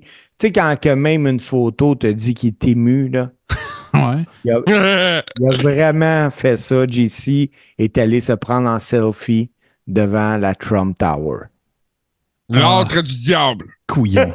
Mais attends, vu qu'on est là, attends une seconde. S'il te plaît, Martin. Oui. Je veux teaser le monde pour la semaine prochaine parce qu'on en avait parlé, Martin. Il est prêt, ça va être la semaine prochaine. Scrapamania Donald Trump. On passe à travers la merch dégueulasse du cousin pas fait gritty. Ben, tu sais, sérieux, juste avec sa face, de n'importe quoi, je trouve ça une merch dégueulasse. Bon, ben, ça va être dans le carré, on manquait pas ça. Hey. Scrapamania, Donald Trump, ça va être épique. T'en as-tu trouvé, JC, qui a une petite affaire blanche autour de l'oreille? C'est surpris. C'est Il y clair. en a! Puis, tu sais, pour ceux qui se demanderaient, ouais, mais là, Donald Trump, ça n'a pas rapport, il la lutte. Excusez, c'est un Hall of Famer de la WWE. Il a rasé les cheveux de Vince McMahon à WrestleMania. Voilà. Alors, puis d'ailleurs, on n'a même pas parlé du fait que Bobby Lashley sur le bord de la porte, mais on en parlera la semaine prochaine. On risque d'avoir eu des nouvelles de ça. Sinon, en attendant, ben, je vous invite à joindre notre communauté de Ribbers. Vous connaissez les perks que vous obtenez. Les Big Four en watch-along. Un groupe privé qui s'appelle la Rib Room. On échange plein d'affaires, des memes, des rumeurs, des nouvelles et tout ça. Sinon, si vous aimez nous transporter avec vous partout, vous allez sur n'importe quelle bonne plateforme de podcast, Apple Podcast, Spotify. Et bien sûr, nos amis de J'ai vu ton doigt la première fois, de Balado Québec. Alors, on vous invite à aller faire un tour d'ailleurs. C'est pas mal le top répertoire de podcasts du Québec. Même, c'est pas mal, c'est vraiment le top. Et Steve, tu voulais ajouter quelque chose? Oui, je vais en profiter pour inviter les gens demain. Un gala de lutte à Salaberry de Valleyfield. Ça fait partie de l'offre culturelle du 150e anniversaire de la ville de Valleyfield. Donc, c'est totalement gratuit. C'est un gala de lutte de la BCW qui va avoir lieu au parc Salaberry à Salaberry de Valleyfield. Nice. Et comme si c'était pas suffisant, c'est sur la rue Salaberry. Dès 20h, c'est gratuit. Emmenez vos chaises, vous allez pouvoir décrocher. C'est un show qui se veut familial, évidemment, parce que c'est l'offre culturelle de la ville. Donc, je vais être là, avec les gars de la BCW, on va être en forme, puis j'espère que vous allez passer une agréable soirée. Steve, JC, est-ce que tu vas ring-announcer ou commentater quelque part en fin de semaine? Je ring-annonce samedi sur un camping dans le coin de Granby. J'ai pas toutes les informations, malheureusement. Oh yeah. C'est privé, ça, dans ce temps-là, de toute façon. Les gens peuvent y assister s'ils payent l'entrée au camping. Ouais. Mais c'est pas mal ça. C'est dans le coin de Granby. Ça a été booké dernière minute. J'ai l'impression que je donne un petit coup de main pour remplacer. Ça fait toujours mon affaire. J'aime ça, les campings, c'est des beaux spots chauds. Bon, parfait. Nous autres aussi, notre spot show est maintenant terminé. Mais bien sûr, on vous retrouve la semaine prochaine, jeudi 19h, ici même sur Touski TV. Sinon, on se laisse sur le meilleur mash-up de musique de lutte d'un show qui est présenté justement 19h sur twitch.tv/Touski TV. Et c'est l'œuvre de mon grand chum Super Dave Birubé. Hey, écoute, je pense que depuis qu'on a utilisé, depuis que Super Dave a fait créer ce thème-là, il n'a jamais pas été utilisé en close du Carré-Rond. On s'approche d'ailleurs tranquillement et dangereusement, même, dis-je, du 200 épisodes, les boys, ça s'en vient. Fait qu'il faudra qu'on se prépare de quoi de gros dans 20... On va brainstormer autour de ça. On va dire qu'on va le faire ensemble pour l'occasion. Bon, parfait, excellent. Faisons ça, ça prendra juste un autre 2 ans. Salut tout le monde, merci d'avoir été là. On se retrouve très, très bientôt. Faites attention à vous autres et aux gens autour de vous. Bye bye.